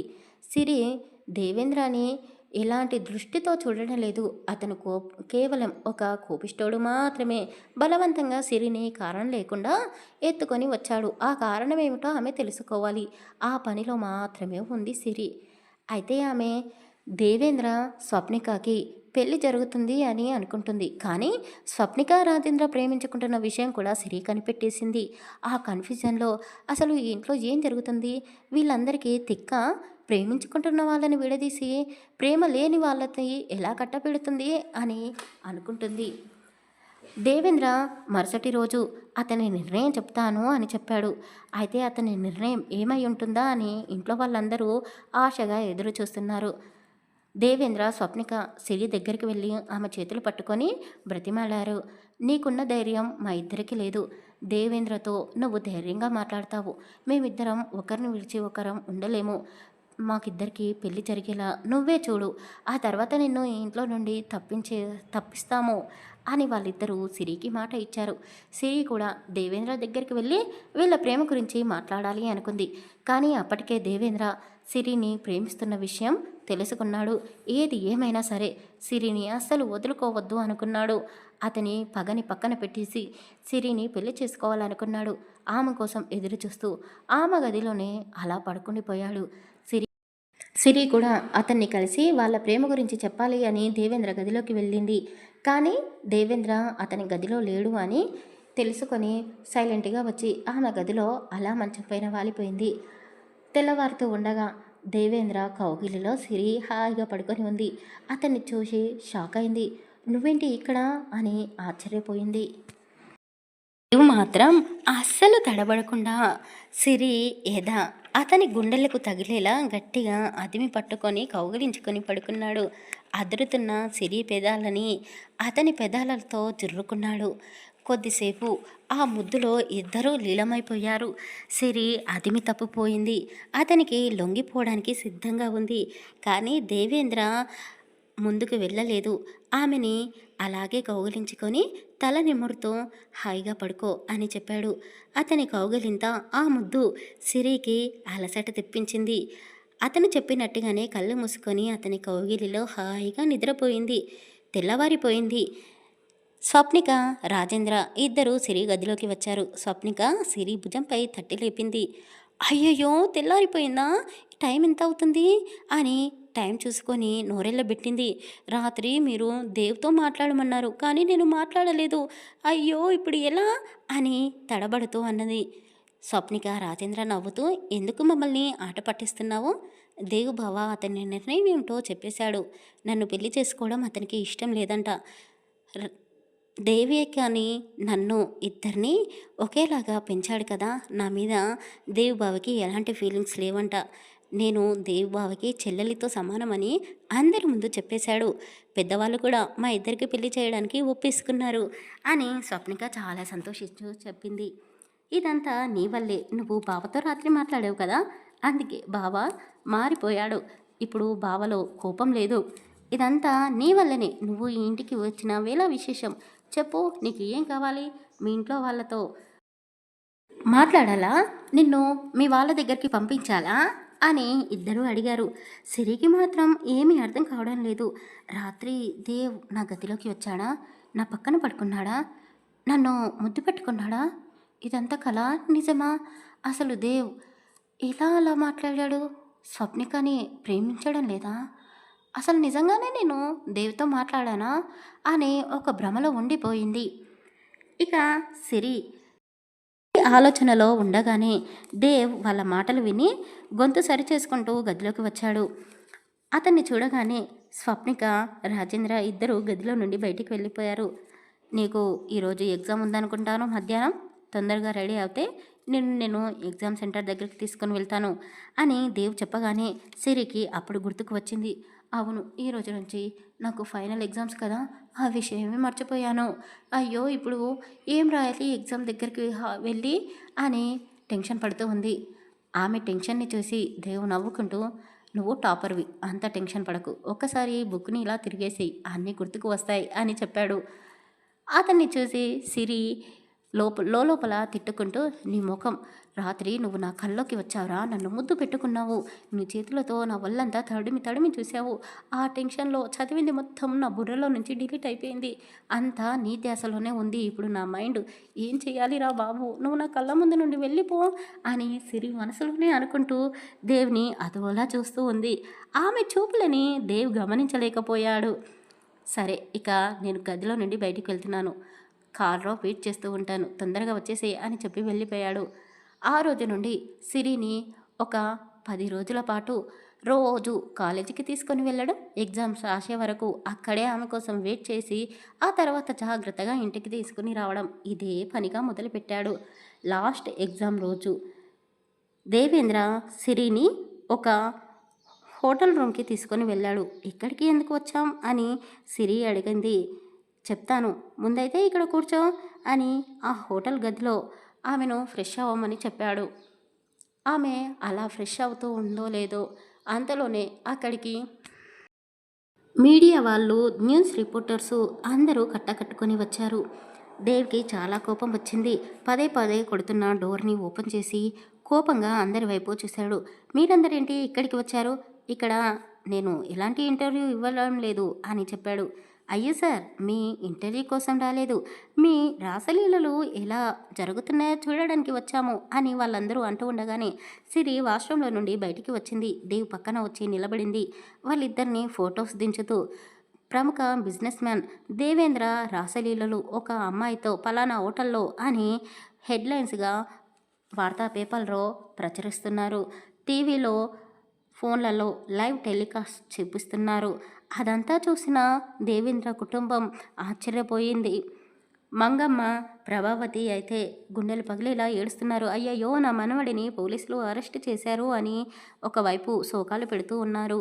శ్రీరామ్, రాజేంద్ర లాయర్ని తీసుకొని కొంత డబ్బు పోలీసుల చేతిలో పెట్టి లాయర్ సహాయంతో దేవేంద్రని నిమిషాల్లోనే ఇంటికి తీసుకొని వచ్చారు.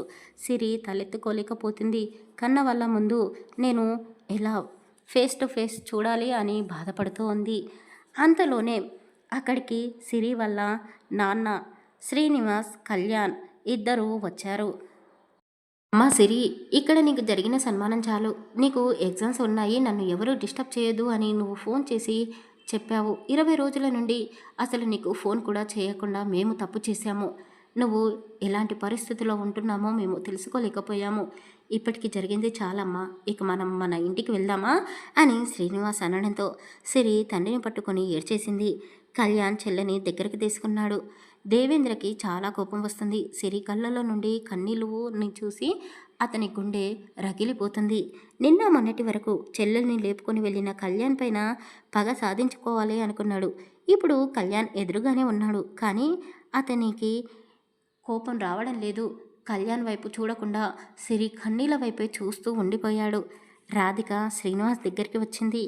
అన్నయ్య, నువ్వేనా? నువ్వు చనిపోయావు అనుకున్నాను. ఇన్ని సంవత్సరాల నుండి నీకు నేను దూరంగా ఉన్నాను. బ్రతికి ఉన్నా కూడా నువ్వు చనిపోయావు అనుకొని లోపల ఎంతగానో బాధపడుతున్నాను అని అతన్ని పట్టుకొని ఏడ్చింది. అతను రాధికని దగ్గరికి తీసుకోలేదు. తలపైన ఒక చెయ్యి పెట్టి, నువ్వు కోరుకున్న జీవితం సంతోషంగా అనుభవిస్తున్నావు కదా, ఇక నా గురించి తలుచుకొని బాధపడకు. నువ్వు కూడా చనిపోయావానే నేను కూడా అనుకున్నాను. కానీ ఒకరోజు నిన్ను మీ ఆయనతో చూసి నా కళ్ళు రెండు నిండిపోయాయి. అప్పటి నుండి అసలు నీ దరిదాపుల్లోకి కూడా రాకూడదు అనుకున్నాను. కానీ విధి ఆడిన వింత నాటకం చూసావా? నా కూతురు ఇన్ని రోజులు నీ ఇంట్లోనే ఒక బందీగా ఉండిపోయింది. ఇక చాలమ్మా, నీ కుటుంబం నాకు చేసిన ఈ సన్మానం చాలు అన్నట్టు మా కోడలు దేవిక నీ భర్తకి మొదటి భార్య కూతురు అని నాకు తెలీదు. అయినా సరే, ప్రేమించుకున్న వాళ్ళని విడదీయడం మహాపాపం కదా. మీ పెద్దవాళ్ళు చేసిన పాపం నేను చేయలేను. అందుకే నా కోడల్ని నా ఇంట్లో మహారాణిలా చూసుకుంటున్నాను. మీకు ఎప్పుడైనా మీ అమ్మాయిని చూడాలనిపిస్తే చుట్టపు చూపుగా ఇలా వచ్చి అలా వెళ్ళిపోండి. మిమ్మల్ని ఏమీ దూరం పెట్టడం లేదు నేను అని చెప్పి శ్రీనివాస్ సిరిని తీసుకొని అక్కడి నుండి వెళ్ళిపోయాడు. సిరి ఒక్కసారైనా దేవ్ వైపు చూస్తుందేమో అని అతను ఎంతో ఆశగా అక్కడే నిలబడి ఆమె వెళుతున్న వైపే చూస్తూ ఉన్నాడు. సిరి ఎంతో బాధలో ఉంది. అసలు దేవ్ వైపు, అలా ఇంటి వైపు ఒక్కసారి కూడా తిరిగి చూడలేదు. తండ్రితో, అన్నయ్యతో కలిసి వాళ్ళ ఊరికి బయలుదేరిపోయింది.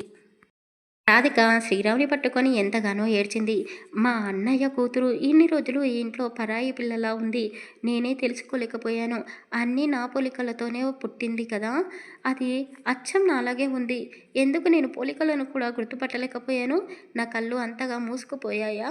అసలు మా అన్నయ్య బ్రతికి లేడు అని నా మనసు ఎలా నమ్మింది? నేను ఎంతటి మూర్ఖురాల్ని! బ్రతికి ఉన్న మా అన్నకి పిండాలు పెట్టాను అని తల కొట్టుకుంటూ ఏడుస్తూ ఉంది. ఇక ప్రభావతి, మంగమ్మ అయితే ఆశ్చర్యపోయారు. వామ్మో! వామ్మో! ఆ శ్రీనివాస్ కొడుకు కూతురు ఈ సిరియా!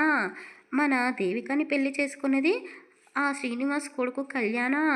వామ్మో! ఇది ఎంత నాటకం చూడు.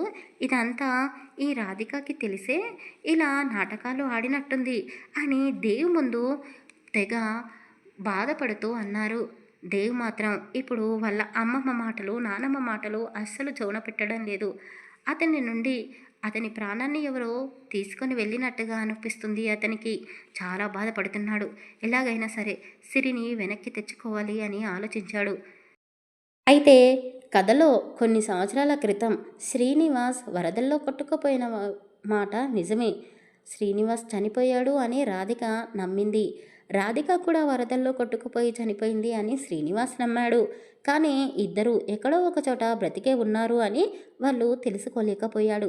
చెల్లెలు చనిపోయింది అన్న బాధతో అతను తిండి తిప్పలు మానేసి ఏదో అలా బ్రతుకుతూ ఉన్నాడు.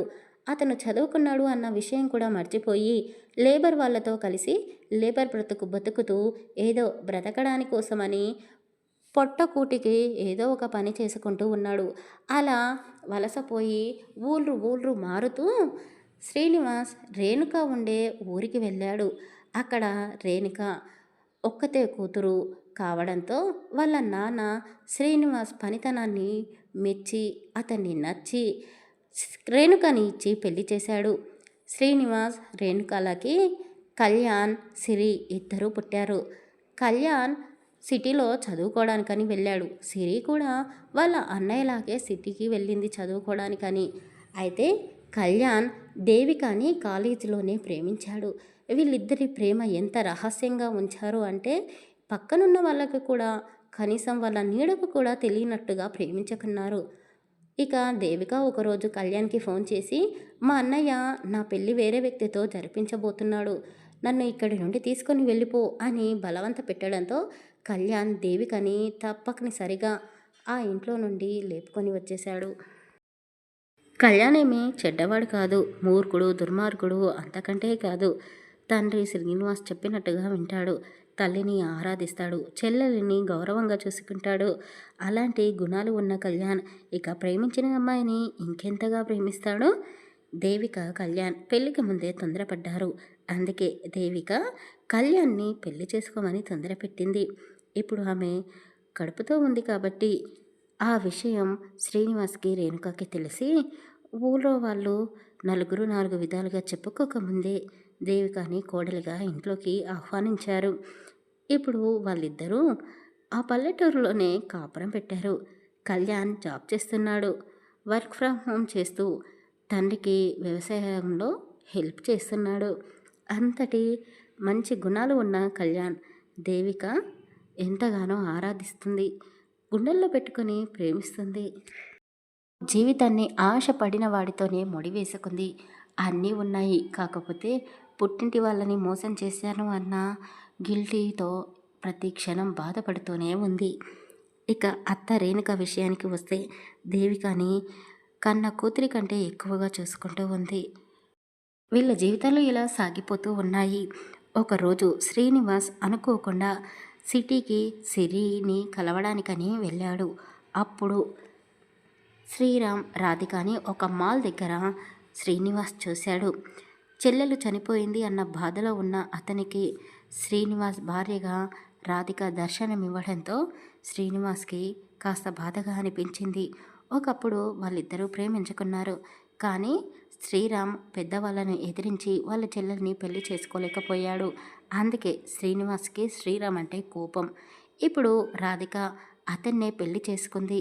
ఇక ఆమె సంతోషంగానే ఉంది కాబట్టి అతను వాళ్ళ చెల్లెలి కంట పడకుండా ఆమెకు కనబడకుండా దూరంగా వెళ్ళిపోయాడు.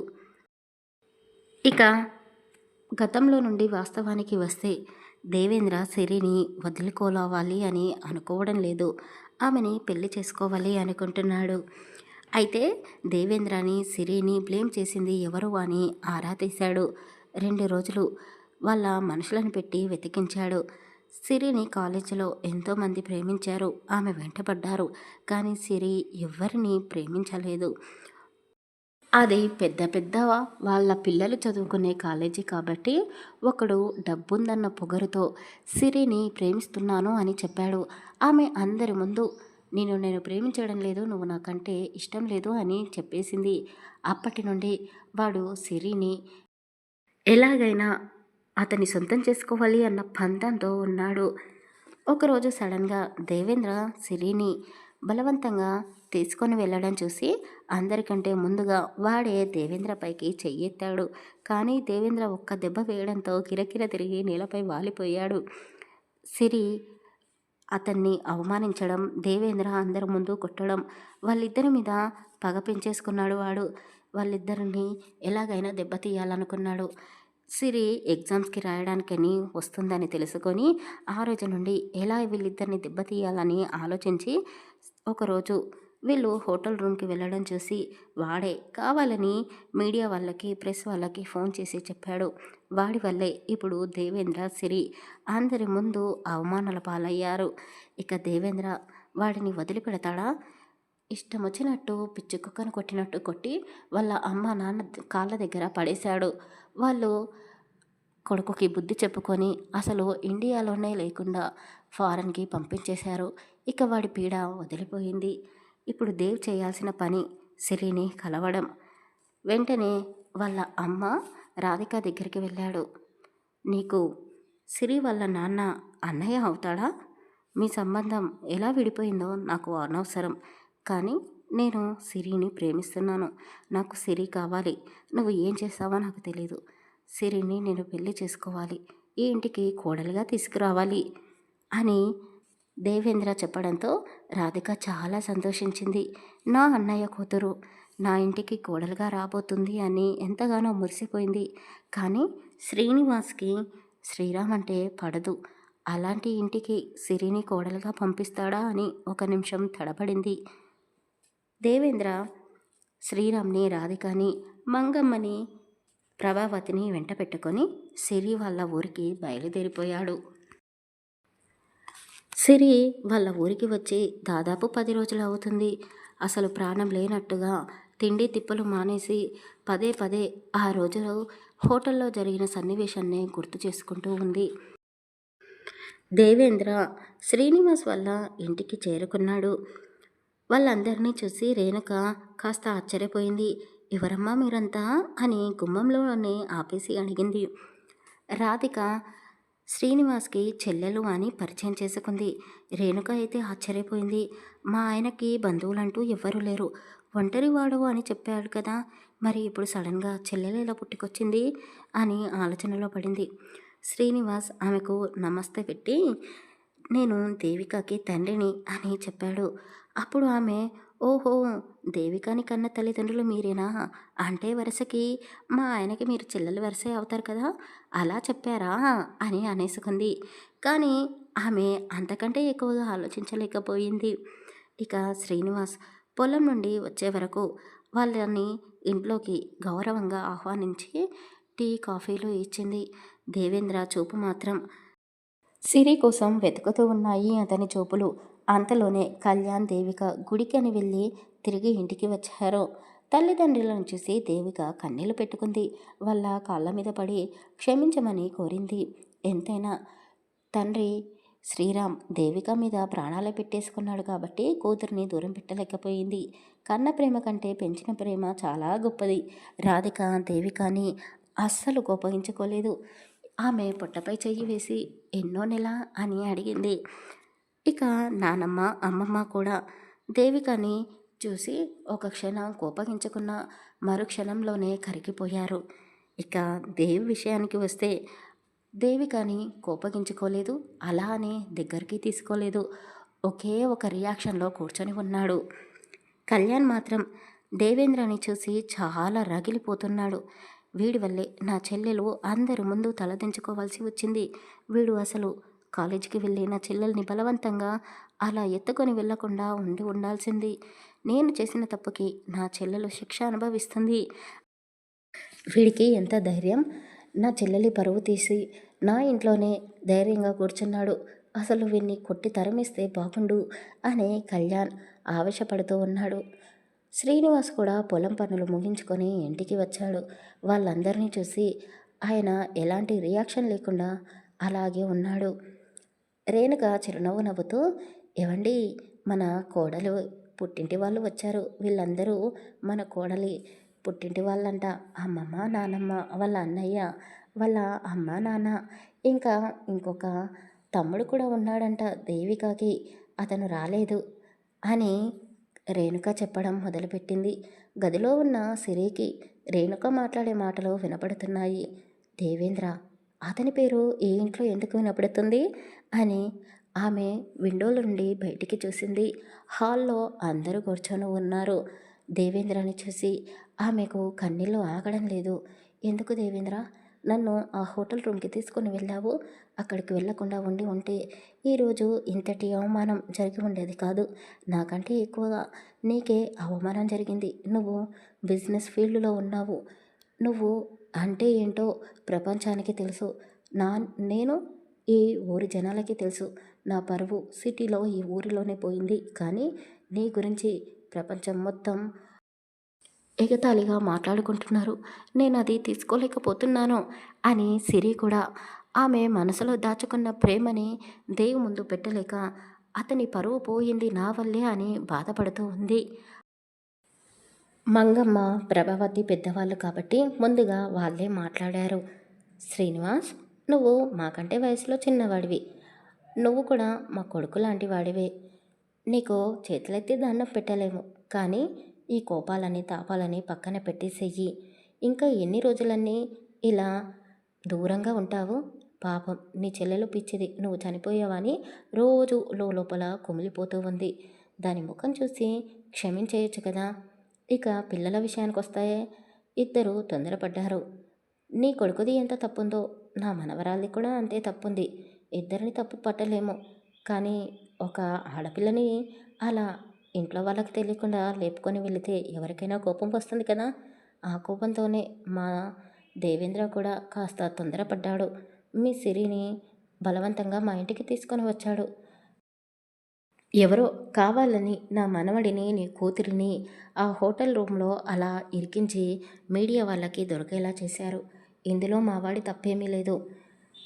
మా దేవికని మీ కళ్యాణ్ అలా పెళ్లి చేసుకోవడం వల్లే దేవేంద్రకి కోపం వచ్చింది. కావాలంటే మీరు మీ కూతురు సిరిని అడగండి. మా ఇంట్లో మహారాణిలా చూసుకున్నాము మేము అని మంగమ్మ గారు చెప్పడంతో శ్రీనివాస్ వాళ్ళ చెల్లెలు రాధిక వైపు చూశాడు. ఆమె తల దించేసుకుంది. అక్కడ సిరి ఎలాంటి బాధలు పడిందో రాధికకి బాగా తెలుసు కాబట్టి మౌనంగా ఊరుకుంది. శ్రీనివాస్ మంగమ్మ, ప్రభావతిల గుణం ఎలాంటిదో తెలుసు కాబట్టి వాళ్ళని ఎలాంటి ప్రశ్న వేయకుండా శ్రీరామ్ వైపు, దేవేంద్ర వైపు చూశాడు. దేవేంద్ర చేతులు జోడించి శ్రీనివాస్ని క్షమించమని కోరాడు. కళ్యాణ్ దగ్గరికి వచ్చి చేతులు పట్టుకున్నాడు. నా చెల్లెల్ని ప్రేమించావు. అది కూడా నిన్ను ఎంతగానో ప్రేమించింది కాబట్టే మమ్మల్ని అందరినీ వదిలేసి నీ చెయ్యి పట్టుకొని వచ్చింది.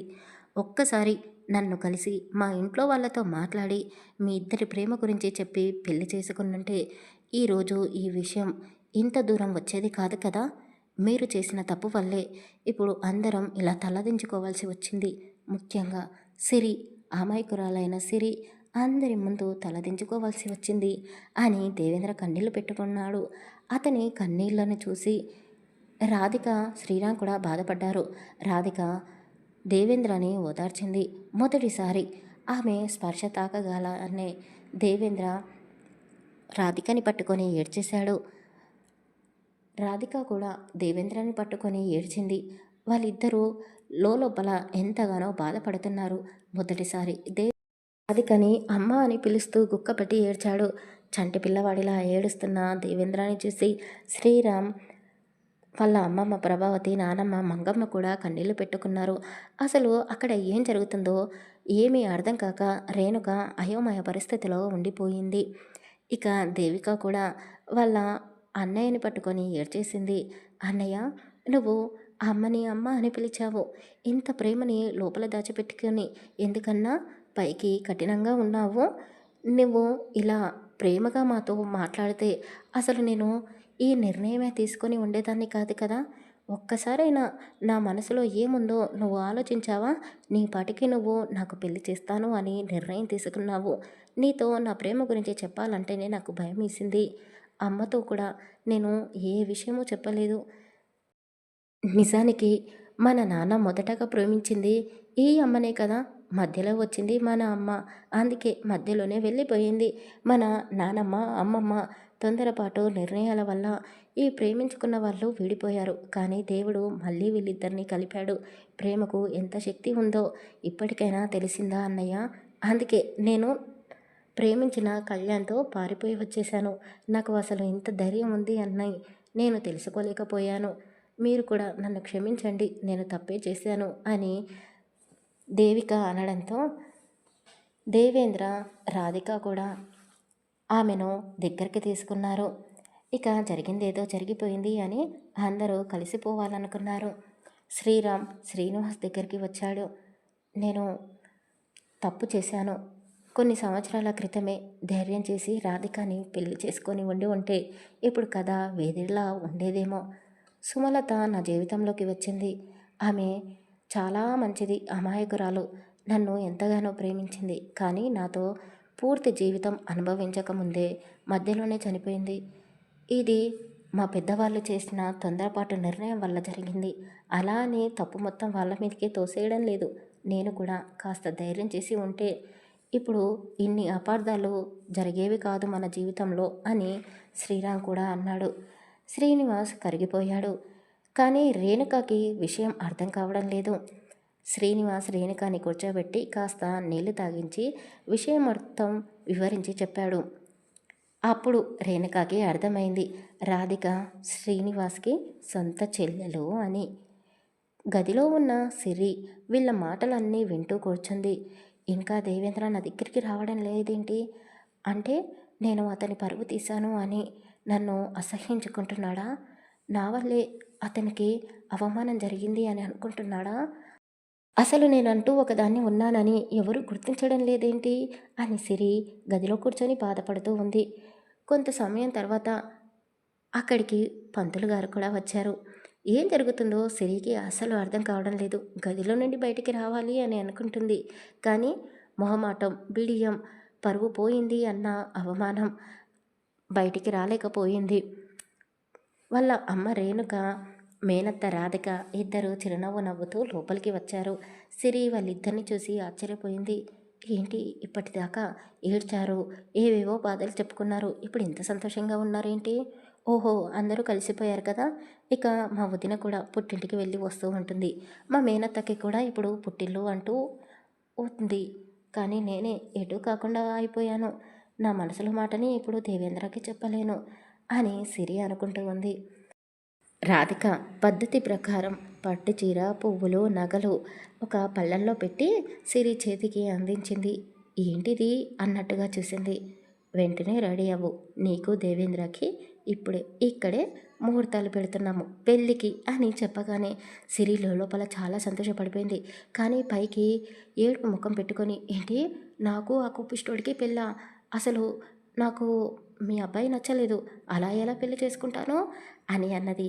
అబ్బో చాలులే, ఇప్పటి వరకు ఆ కిటికీల నుండి మా వాడిని రెప్ప వేయకుండా చూస్తూనే ఉన్నావు. ఆ విషయం నాకు తెలుసులే.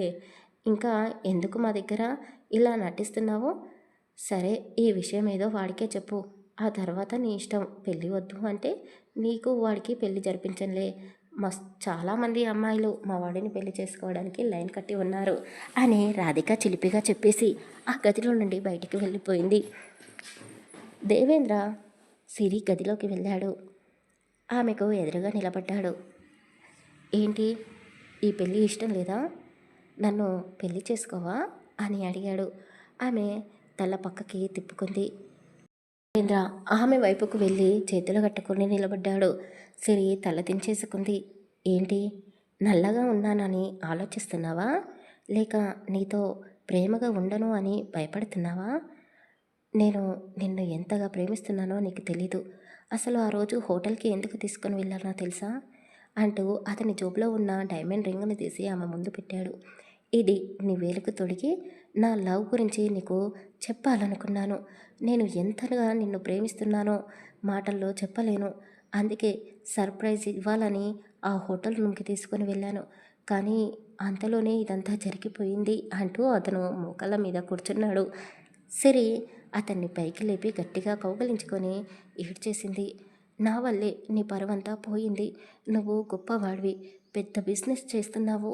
నా వల్ల నీకు ఉన్న పేరు ప్రతిష్ట అన్నీ మట్ట కలిపిపోయాయి అని ఏడుస్తూ సారీ చెప్పింది. పిచ్చిదానా, నీ వల్ల నాకు అవమానం జరగడం ఏంటి? నువ్వు నా ప్రాణానివి. నీ వల్ల నాకు ఎలాంటి హాని జరగలేదు. నువ్వు పిచ్చి పిచ్చిగా ఆలోచించకు. మొన్నటి వరకు మన గురించి హెడ్లైన్స్గా కథలు కథలుగా రాశారు కదా. ఇప్పుడు చూడు, మన పెళ్లి వేడుకల గురించి ఘనంగా రాస్తారు. ఘనంగా జరిగిన దేవ్ సిరిల పెళ్ళి, హల్దీ ఫంక్షన్, పెళ్లి వేడుకలు అంటే అబ్బో ఒకటేంటి, మనకంటే ఎక్కువగా వాళ్ళే అప్డేట్స్ ఇస్తారు చూడు అని దేవేంద్ర చెప్పడంతో సిరి చిరునవ్వు నవ్వింది. ఇంతకీ నన్ను పెళ్లి చేసుకోవడం నీకు ఇష్టమేనా అని దేవేంద్ర అడగగానే సిరి సిగ్గుపడిపోయింది. ఇష్టమే అన్నట్టుగా ఆమె అతని బుగ్గపై ముద్దు పెట్టి చెప్పింది. పిచ్చి పిల్ల, ముద్దు పెట్టాల్సింది ఇక్కడ కాదేమో. అతని పెదాలని చూపించాడు. ఆమె సిగ్గుపడిపోయింది. నువ్వు బయటికి వెళ్తే నేను రెడీ అయ్యి వస్తాను, లేదంటే నీకు వేరే అమ్మాయితో, నాకు వేరే అబ్బాయితో మన వాళ్ళు పెళ్ళి ఫిక్స్ చేస్తారు. నీకు ఇష్టమేనా అని సిరి అడగడంతో దేవేంద్ర నా వల్ల కాదమ్మా నిన్ను వదులుకోవడం అని చెప్పి గదిలో నుండి బయటికి వెళ్ళిపోయాడు. అంతలోనే అక్కడికి రాజేంద్ర, స్వప్నిక కూడా వచ్చేశారు. ఇద్దరికి కూడా అక్కడే నిశ్చితార్థం ఏర్పాటు చేశారు. రాజేంద్ర, స్వప్నిక, దేవేంద్ర, సిరి నలుగురికి అక్కడే నిశ్చితార్థాలు ఏర్పాటు చేసి ఊరందరి ముందు వాళ్లకు రింగ్స్ మార్పించారు. అందరూ ఆ జంటలని నిన్నటి వరకు తిట్టుకున్నారు. కానీ ఇప్పుడు కళ్యాణ్ దేవికాని, రాజేంద్ర స్వప్నికాని, దేవేంద్ర సిరిని మెచ్చుకుంటూ అబ్బో అబ్బో, చూడడానికి రెండు కళ్ళు సరిపోవడం లేదు, దివి నుండి భువికి దివి వచ్చారా అన్నట్టుగా ఉన్నాయి ఈ జంటలు అని ఎంతగానో మెచ్చుకున్నారు. వాళ్ళ మాటలు విని సిరి నిజంగానే ఆశ్చర్యపోయింది. వామ్మో, దేవ్ చెప్పినట్టుగానే వీళ్ళు ఇలా ప్లేట్ మార్చేశారేంటి, నిన్నటి వరకు ఈ పిల్ల తిరిగిపోతుంది అని నమ్మకం పట్టుకొని అన్నారు, ఇప్పుడేంటి ఇలా మాట్లాడుతున్నారు వైపు చూసింది. నేను చెప్పాను కదా, ఈ జనాలు అంతే, వాళ్ళకి ఏదో ఒక టాపిక్ కావాలి మాట్లాడుకోవడానికి, లేదంటే తిన్నది అరగదు కదా అన్నట్టు కన్ను కొట్టి చెప్పాడు. ఆ రోజు నుండి వాళ్ళందరూ శ్రీనివాస్ వాళ్ళ ఇంట్లోనే ఉంటున్నారు. వాళ్ళ ఇల్లు చాలా పెద్దది, పైగా అది పల్లెటూరు కావడంతో దేవేంద్ర, రాజేంద్ర చాలా ఎంజాయ్ చేస్తున్నారు. ఇప్పటి వరకు దేవేంద్ర రాజేంద్రని తమ్ముడు అని ఎప్పుడూ దగ్గరికి తీయలేదు. రాజేంద్రకి దేవేంద్రని అన్నయ్య అని పిలవాలని ఉంటుంది. కానీ అతని కోపం, మొండితనం దగ్గర రాజేంద్ర ఎప్పుడూ ఓడిపోతూనే ఉంటాడు. అందరూ చాలా సంతోషంగా ఉన్నారు. వంగమ్మ, ప్రభావతి కూడా కాస్త మనసులో ప్రశాంతత చేసుకొని దేవేంద్రకి పెళ్లి జరగబోతుంది అని సిరిని కాస్త ప్రేమగానే చూసుకుంటున్నారు. కానీ వాళ్ళకి ఏదో ఒక మూలాన స్వప్నిక దేవేంద్రకి భార్య అయితే బాగుండు అని అనుకుంటూనే ఉన్నారు. ఇప్పుడు అలా అనుకోవడం తప్పు అని తెలిసినా కూడా పెద్దవాళ్ళు కదా, వాళ్ళ ప్రవర్తన అలాగే ఉంటుంది. కానీ బయటికి మాత్రం చెప్పలేకపోతున్నారు. అలా చెప్తే దేవేంద్ర ఊరుకోడు కదా.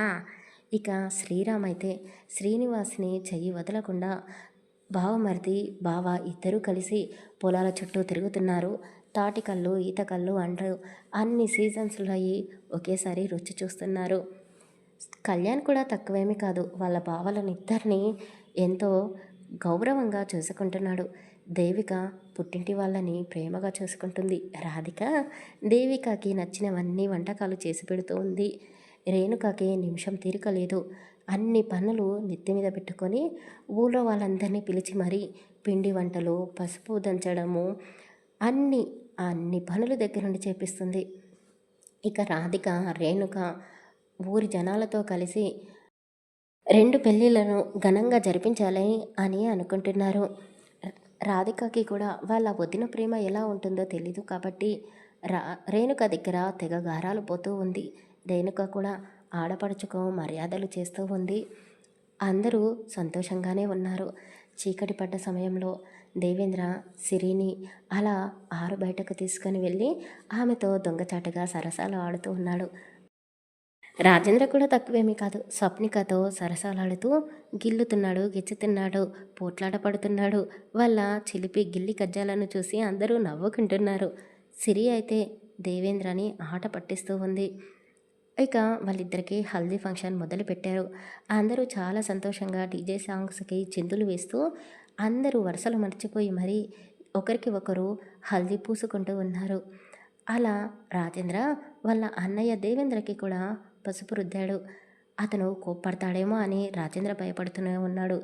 దేవేంద్ర వెనక్కి తిరిగి రాజేంద్ర అని పిలవగానే అతను హడలిపోయాడు. వామ్మో, ఇప్పుడు అందరి ముందు తిడతాడా?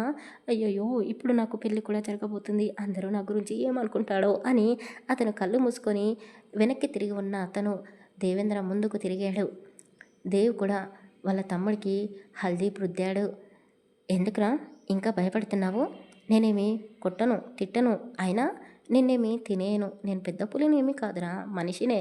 నాతో ఫ్రీగా ఉండు, మాట్లాడు అని దేవేంద్ర అనడంతో రాజేంద్ర వాళ్ళ అన్నయ్యని గట్టిగా పట్టుకొని ఏడ్చేశాడు ఒక దమ్మున. చిన్న పిల్లవాడిలా అలా తమ్ముడు ఏడుస్తుంటే దేవేంద్ర తలపై చెయ్యి పెట్టి, ఒరేయ్ ఏడవకరా, నీకు పెళ్ళవుతుంది. నా మరదలు స్వప్నిక నీతో పెళ్లి జరిగిన తర్వాత ఒక ఆట ఆడుకుంటుందిరా చిన్న పిల్లవాడిలా. నీ కాబోయే పిల్ల ముందల ఏడవకరా బాబు, నా పరువు తీయకు అని దేవేంద్ర అనగానే అందరూ నవ్వేశారు. అన్న తమ్ములు కూడా కలిసిపోయారు. అందరూ హ్యాపీ. ఇక పెళ్లి రోజు రానే వచ్చింది. శ్రీనివాస్ పొలాల మధ్య పెళ్లి మండపాలు ఏర్పాటు చేశాడు. 2 జంటలకు పెళ్లిళ్ళు జరిపించారు. ఆ ఊరి జనాలే కాక చుట్టుపక్కల ఊరి జనాలు కూడా వచ్చి భోజన తాంబూలాలు తీసుకొని ఆ జంటలని దీవించి వెళ్ళారు. సిటీలో ఉన్న వాళ్ళకి పల్లెటూరికి రావడానికి ఇబ్బందిగా ఉంటుంది అని తెలిసిన వాళ్ళని, దగ్గటి వాళ్ళనే పెళ్ళికి ఆహ్వానించారు. సిటీలో రిసెప్షన్ పెట్టుకోవాలి అని అనుకున్నారు. ఇక పెళ్ళి జరిగిన తర్వాత 2 జంటలకి శోభనాలు కూడా అక్కడే ఏర్పాటు చేశారు. రాజేంద్ర స్వప్నికని గదిలోకి తీసుకొని వెళ్ళి పెందుడాలే డోర్ గడియ పెట్టేసుకున్నాడు. అతని ఆత్రం తొందర చూసి పెద్దవాళ్ళు నవ్వుకున్నారు. స్వప్నిక తెగ సిగ్గుపడిపోయింది. వాళ్ళిద్దరూ చిన్నప్పటి నుండి ఎంతగానో ప్రేమించుకున్నారు, కొట్టుకున్నారు, తిట్టుకున్నారు, కలిసే పెరిగారు. అయినా సరే కొత్త పెళ్లి కూతురు కదా, తెగ సిగ్గుపడిపోతూ ఉంది. ఆమె సిగ్గును చూస్తే రాజేంద్ర కూడా కాస్త సిగ్గుపడిపోయాడు. ఓయ్ ఏంటి, నేనంటే ఆడపిల్లని సిగ్గుపడుతున్నాను, నీకెందుకు సిగ్గు? తొందరగా నా ఒంటిపైన చెయ్యి వేయరా మొగడా అని స్వప్నికనే భర్తని దగ్గరికి తీసుకుంది. స్వప్నిక అలా రెచ్చగొట్టడంతో రాజేంద్ర ఊరుకుంటాడా?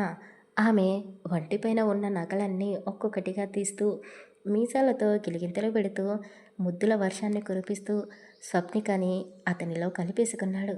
స్వప్నిక కూడా రాజేంద్రపై ఎంత ఇష్టాన్ని పెంచుకుందో, అతని మీద ఉన్న ప్రేమ ఎంతనో అతనికి లొంగిపోతూ చెప్పకనే చెప్తూ ఉంది.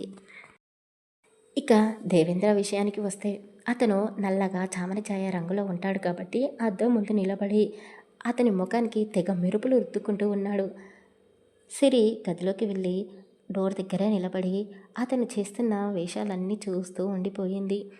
ఇంకా రావడం లేదా ఆ ఇంట అని టైం చూసుకొని వెనకాలకి తిరిగి చూశాడు. డోర్ దగ్గర ఉన్న సిరిని చూసి, ఏయ్ ఏంటి, ఎప్పుడొచ్చావు, అక్కడే నిలబడిపోయావేంటి, దగ్గరికి రా అని పిలిచాడు. ఆమె డోర్ గడియ పెట్టేసి అతని దగ్గరికి వచ్చి నిలబడింది. పాలు చేతికి అందించింది.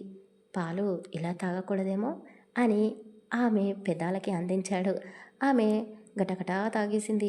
ఏయ్ ఏంటి, మొత్తం నువ్వే తాగేసావు, నాకు కాస్తని కూడా మిగిలించలేదేంటి అని అడిగాడు. నువ్వు పాలు కూడా తాగుతావా సార్? నువ్వు తాగాల్సినవి ఇలా తెల్లగా ఉండవేమో అని సిరి అనడంతో దేవేంద్ర ఆమె వైపు కొంటెగా చూస్తూ, నేను రోజు ఏమీ మందు తాగను. అయినా నీ కంటికి నేను తాగుబోతులా కనబడుతున్నానా? ఆ రోజంటే ఏదో ఆవేశంలో అలా తాగి నీ దగ్గర ఏదేదో వాగేశాను. అన్ని రోజులు నా దగ్గరే నాతో పాటే ఉన్నావు కదా! మళ్ళీ ఎప్పుడైనా తాగడం నువ్వు చూసావా?" అని దేవ్ అడిగాడు. ఆమె అతని వైపు అలా చూస్తూ, "ఏమో, ఎవరికి తెలుసు మీ మగవాళ్ళ బుద్ధి ఎప్పుడు ఎలా మారుతుందో. అయినా ఒక 10 రోజులు నేను మీ ఇంట్లో ఉన్నాను. ఆ 10 రోజుల్లోనే నా మీద ప్రేమ ఎలా పుట్టిందంటావు? ఇదంతా ప్రేమేనా? లేక మళ్ళీ ఏదైనా నాటకం ఆడుతున్నావా? మా కుటుంబంపై పగ సాధించాలనుకుంటున్నావా? నన్ను కొట్టి, తిట్టి మా అన్నయ్యని నీ కాళ్ళ దగ్గర పెట్టుకోవాలనుకుంటున్నావా?" అని అడిగింది. వామ్మో! ఇన్ని తెలివితేటలు నీకెక్కడివే తల్లి. నేను మరీ అంత దుర్మార్గుడేమీ కాదు. అయినా నిన్ను కొడితే మీ అన్నయ్య ఊరుకుంటాడా? నా చెల్లెలు కూడా నీ ఇంట్లోనే కదా కాపురం పెట్టింది. అయినా నా చెల్లెలి మీద నీకు కూడా నేను వాళ్ళనియ్యను. ఇక చెల్లెల్ని ప్రేమించేవాడు భార్యని ఎలా ప్రేమిస్తాడో నీకు తెలీదా? మాటలతోనే ఇలా టైం వేస్ట్ చేస్తావా? ఏదైనా కార్యక్రమం మొదలు పెట్టాల్సింది ఉందా? అని అడిగాడు. ఏంటి మొదలు పెట్టాల్సింది? ఒకసారి మీ అవతారం చూసుకున్నారా? అయినా ఆ ముఖానికేంటి ఆడపిల్లలా అంత మేకప్ వేసుకున్నారు? ఛీ! మిమ్మల్ని చూస్తుంటే నాకు విరక్తి వస్తుంది. అయ్య బాబోయ్! ఈరోజు నా మూడంతా దుబ్బేసింది. నాకు నిద్రొస్తుంది మిమ్మల్ని చూస్తుంటే. నేను వెళ్ళి పడుకుంటాను అని హా! అని ఆవలించింది. ఏయ్! ఏంటే అలా మాట్లాడుతున్నావు? నా ఆశల మీద నీళ్లు చల్లకే. నీకోసమే నేను ఇంతలా రెడీ అయ్యాను. నీ రంగు దగ్గర నా రంగు వెలిసిపోతుందే అని దేవ్ అనగానే సిరి నవ్వేసింది. మీరు నల్లగా ఉన్నా, ఎలా ఉన్నా నా కంటికి మీరు ఎప్పుడు అంత ఎత్తులో ఉంటారు. మీ రంగును చూసి కాదు, మీ మనసును చూసి ప్రేమించాను. మీరు పైకి గంభీరంగా ఉంటారు. కానీ మీది పసిపిల్లల మనస్తత్వం. మీరంటే నాకు చాలా ఇష్టం. ఎంత ఇష్టమో మాటల్లో చెప్పలేను. మంచం పైకి వస్తే చూపిస్తాను నా ప్రేమ కూడా అని సిరి అనగానే దేవ్ ఆమెను గట్టిగా కౌగిలించుకున్నాడు. అతను ఎంత మేకప్ వేసుకున్నాడంటే ఆమె చెంపలకి అతని ఫోడనంతా అంటుకుంది. అదంతా చూసి సిరి నవ్వుకుంటూ ఆమె చీర కొంగుతో అతని ముఖాన్నంతా తుడిచేసింది. నిమిషం పైకి లేచి నిలబడు అని అడిగింది. అతను ఆమె చెప్పినట్టుగానే ఒక బొమ్మలా నిలబడి ఉన్నాడు. వెంటనే అతని కాళ్ళ మీద పడిపోయింది. ఏయ్ సిరి, ఏం చేస్తున్నావు? ఇలాంటివన్నీ పాతకాలం పద్ధతుల్లో చేస్తారు. నువ్వు నా కాళ్ళ దగ్గర కాదు, గుండెల్లో కొలువై ఉన్నావు. ఇలా ఎప్పుడు చేయకు అని దేవ్ ఆమెను పైకి లేపాడు. సిరి కన్నీళ్లు పెట్టుకుంది. నీకు తెలీదు దేవ్, మనము ఎలాంటి పరిస్థితుల్లో ఉన్నామో. అసలు నీ స్థానంలో మరో మనిషి ఉంటే నన్ను అసలు పెళ్లి చేసుకునేవాడా? ఎందుకు నువ్వు నిజంగానే మా కుటుంబం మీద పగ సాధించడానికనే నన్ను అలా హోటల్ రూమ్కి తీసుకుని వెళ్ళి బ్లేమ్ చేసి వదిలేసి ఉంటే అప్పుడు నా పరిస్థితి ఎలా ఉండేది? నా కుటుంబం తట్టుకోగలదా? అని సిరి బాధపడింది. అతను ఆమె కన్నీళ్లను తుడిచి, పిచ్చిదానా, నిన్ను నేను అలా ఎలా వదిలేసుకుంటాననుకున్నావు? నీ స్థానంలో మరో వేరే అమ్మాయి ఉన్నా కూడా అసలు నేను ఇంతటి నిందని మోపేవాడినే కాదు. ఏదో బెదిరించాలి అని, నిన్ను భయపెట్టాలి అని నా ఇంటికి తీసుకొని వచ్చాను. కానీ రివర్స్లో నువ్వే నన్ను బెదిరించి భయపెట్టేశావే. నీ చుట్టూ నన్ను తిప్పుకున్నావు. అసలు నీతో ప్రేమలో పడతాను అని నేను ఎప్పుడూ అనుకోలేదు. నన్ను పూర్తిగా మార్చేశావు. నిన్ను ఇలా ఆపదలో వదిలేస్తాను అని ఎలా అనుకున్నావు? ఇప్పుడే కాదు, ఎప్పటికైనా సరే నీ చెయ్యి నేను వదిలిపెట్టను. నీ దాకా ఏదన్నా రావాలి అంటే అదే నన్ను దాటుకొని రావాలి. అయినా మీ అన్న కూడా నీకు అండగా ఉన్నాడు. నా తమ్ముడు ఉన్నాడు. మా నాన్న, మీ నాన్న ఇంకా గట్టిగానే ఉన్నారు. ఇక నీకు భయం ఎందుకే చిలక అని ఆమె ముక్కు కొరుకుతూ అన్నాడు. సిరి సిగ్గుపడిపోయింది. అతని గుండెల్లో ఒదిగిపోయింది. ఇక దేవేంద్ర అతను చేయాల్సిన పని మొదలుపెట్టాడు. ఆమె అందాన్ని వర్ణిస్తూ ఒక్కొక్క ఆభరణాలన్నీ ఒలిచేస్తూ ముద్దులతో ఆమె శరీరాన్ని తడిచేశాడు. పూర్తిగా ఆమెను నిర్వస్త్రణ చేసేశాడు. అతను కూడా మ్యూడ్గా మారిపోయాడు.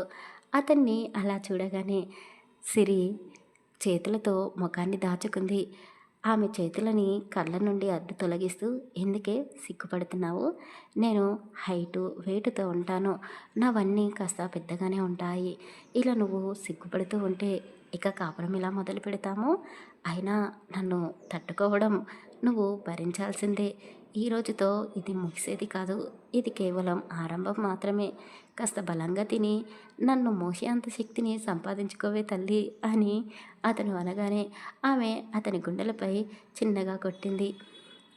దేవ్ సిరిని అలా ఎత్తుకొని మంచంపై పడుకోబెట్టి ఆమె అరికాలి నుండి ముద్దులు పెట్టుకుంటూ నుదిటి వరకు చేరుకున్నాడు. పాల గ్లాస్‌తో సిగ్గుపడుతూ శోభనం గదిలోకి అడుగుపెట్టావు. కానీ రాక్షసి, అన్ని పాలు నువ్వే తాగేశావు. నాకు పాలు తాగడం రాదు అనుకుంటున్నావా అంటూ ఆమె ఎద అందాలను చప్పరిస్తూ ఉన్నాడు. సిరి తట్టుకోలేకపోతుంది. దేవ్ దేవ్ అని అరుస్తూ అతని గట్టిగా అదిమి పట్టుకుంది. ఇక సిరి కోరికలతో రగిలిపోతూ ఉంది. దేవ్ మాత్రం ఆమెని ఇంకా ఇంకా రెచ్చగొడుతూనే పూర్తిగా అతనిలో కలిపేసుకున్నాడు. 2 జంటలు యుద్ధాన్ని మొదలుపెట్టాయి. ఎప్పుడు తెల్లవారిపోయిందో వాళ్ళకి తెలియనే లేదు. వీళ్ళు ఇలా ఉండగా కళ్యాణ్ కూడా దేవికతో జత కలిసి వాళ్ళ గదిలో అన్ని రోజులు పడ్డ బాధని, దుఃఖాన్ని అన్నీ మర్చిపోయి చాలా సంతోషంగా ఒకరితో ఒకరు జత కలిసిపోయారు. ఇక శ్రీరామ్, రాధికలు కూడా చాలా సంతోషంగా ప్రేమించుకున్న ఆ జంట ఎంతో మధురానుభూతిగా మళ్ళీ ఒకటయ్యారు. శ్రీనివాస్ కూడా రేణుకని ఆ రోజు దగ్గరికి తీసుకున్నాడు. వీళ్ళ మధ్య ఉన్న ప్రేమని చూసి మంగమ్మ, ప్రభావతి కూడా వాళ్ళ వాళ్ళ భర్తలని తలుచుకొని అప్పటి రోజులని నెమరు వేసుకుంటూ ఉన్నారు. తెల్లవారిపోయింది. 2 రోజుల తర్వాత దేవేంద్ర సిరిని తీసుకొని పొలం దగ్గరికి వెళ్ళాడు. ఆ చీకటిలో ఆ పొలం మధ్యలో ఆమెతో కలిసిపోవాలి అని అతని కోరిక. ఆ పల్లెటూరిని వదిలి వెళ్ళాలని లేదు. రాజేంద్ర కూడా తక్కువేమీ కాదు. స్వప్నికని తీసుకొని పొలం దగ్గరికి వెళ్ళాడు. 2 జంటలు ఆ పొలంలో ఆ చీకటిలో కలిసిపోయారు. ఇక ఒక వారం రోజులు ఆ పల్లెటూరులో గడిపిన తర్వాత కలిసి సిటీకి బయలుదేరిపోయారు. శ్రీరామ్ 2 కొడుకులకు రిసెప్షన్ ఏర్పాటు చేశాడు. గొప్ప గొప్ప వాళ్ళందరూ వచ్చారు. ఆ జంటలను చూసి ఆశీర్వదించారు. వీళ్ళ రిసెప్షన్ అయిన మరుసటి రోజే దేవికకి కూడా పుట్టింటి శ్రీమంతం అంగరంగ వైభవంగా జరిపించారు. దేవిక స్వప్నిక వైపు, సిరి వైపు చూస్తూ, నాకు కొడుకు పుడితే మీరు 2 అమ్మాయిలను కనండి. నా కొడుకు ఎవరిని ప్రేమించి వలచి పెళ్లి చేసుకుంటాడో పెద్దయ్యాక చూసుకుందాం. నా కొడుకుకి మాత్రం మీ ఇంటి నుండే అమ్మాయిని ఇవ్వాలి అని అడిగింది. వాళ్ళు తెగ సిగ్గుపడిపోయారు. దేవ్ మాత్రం నేను రెడీ, తొందరగా అమ్మాయిని కనడానికి అని ముందుకొచ్చాడు. రాజేంద్ర మాత్రం స్వప్నిక వెనకాల నిలబడి, నేను అప్పుడే పిల్లల్ని కనాలనుకోవడం లేదు, కొద్ది రోజులు మేమిద్దరం ఎంజాయ్ చేయాలనుకుంటున్నాము అని చెప్పాడు. అందరూ నవ్వేశారు. దేవ్ సిరి వైపు చూస్తూ, నిన్ను ఒక్క క్షణం కూడా వదిలిపెట్టాలి అని అనుకోవడం లేదు. తొందరగా పిల్లల్ని కనేసి పెద్దవాళ్ళకు అప్పచెప్పామనుకో, వాళ్ళని పెంచి పెద్ద చేసే పాలనలో వాళ్ళు ఉంటారు. మనం మన సరసాల్లో మునిగిపోతాము అని కొంటెగా అన్నాడు. సిరి తల కొట్టుకుంటూ, ఎప్పుడు నీకు అదే ధ్యాస అని కాస్త చిరాకు పడింది అతని మీద. కళ్యాణ్ అమ్మ నాన్నలతో పాటు దేవికని తీసుకొని తిరిగి వాళ్ళ ఊరికి వెళ్ళిపోయారు. వాళ్ళు వాళ్ళ ఊరిలో చాలా సంతోషంగానే ఉన్నారు. ఇక శ్రీనివాస్ 2 కొడుకులతో ఆఫీస్కి వెళ్ళి వస్తున్నాడు. దేవేంద్ర పైకి కనబడ అంత కోపిష్టోడు, మొండోడు కాదు.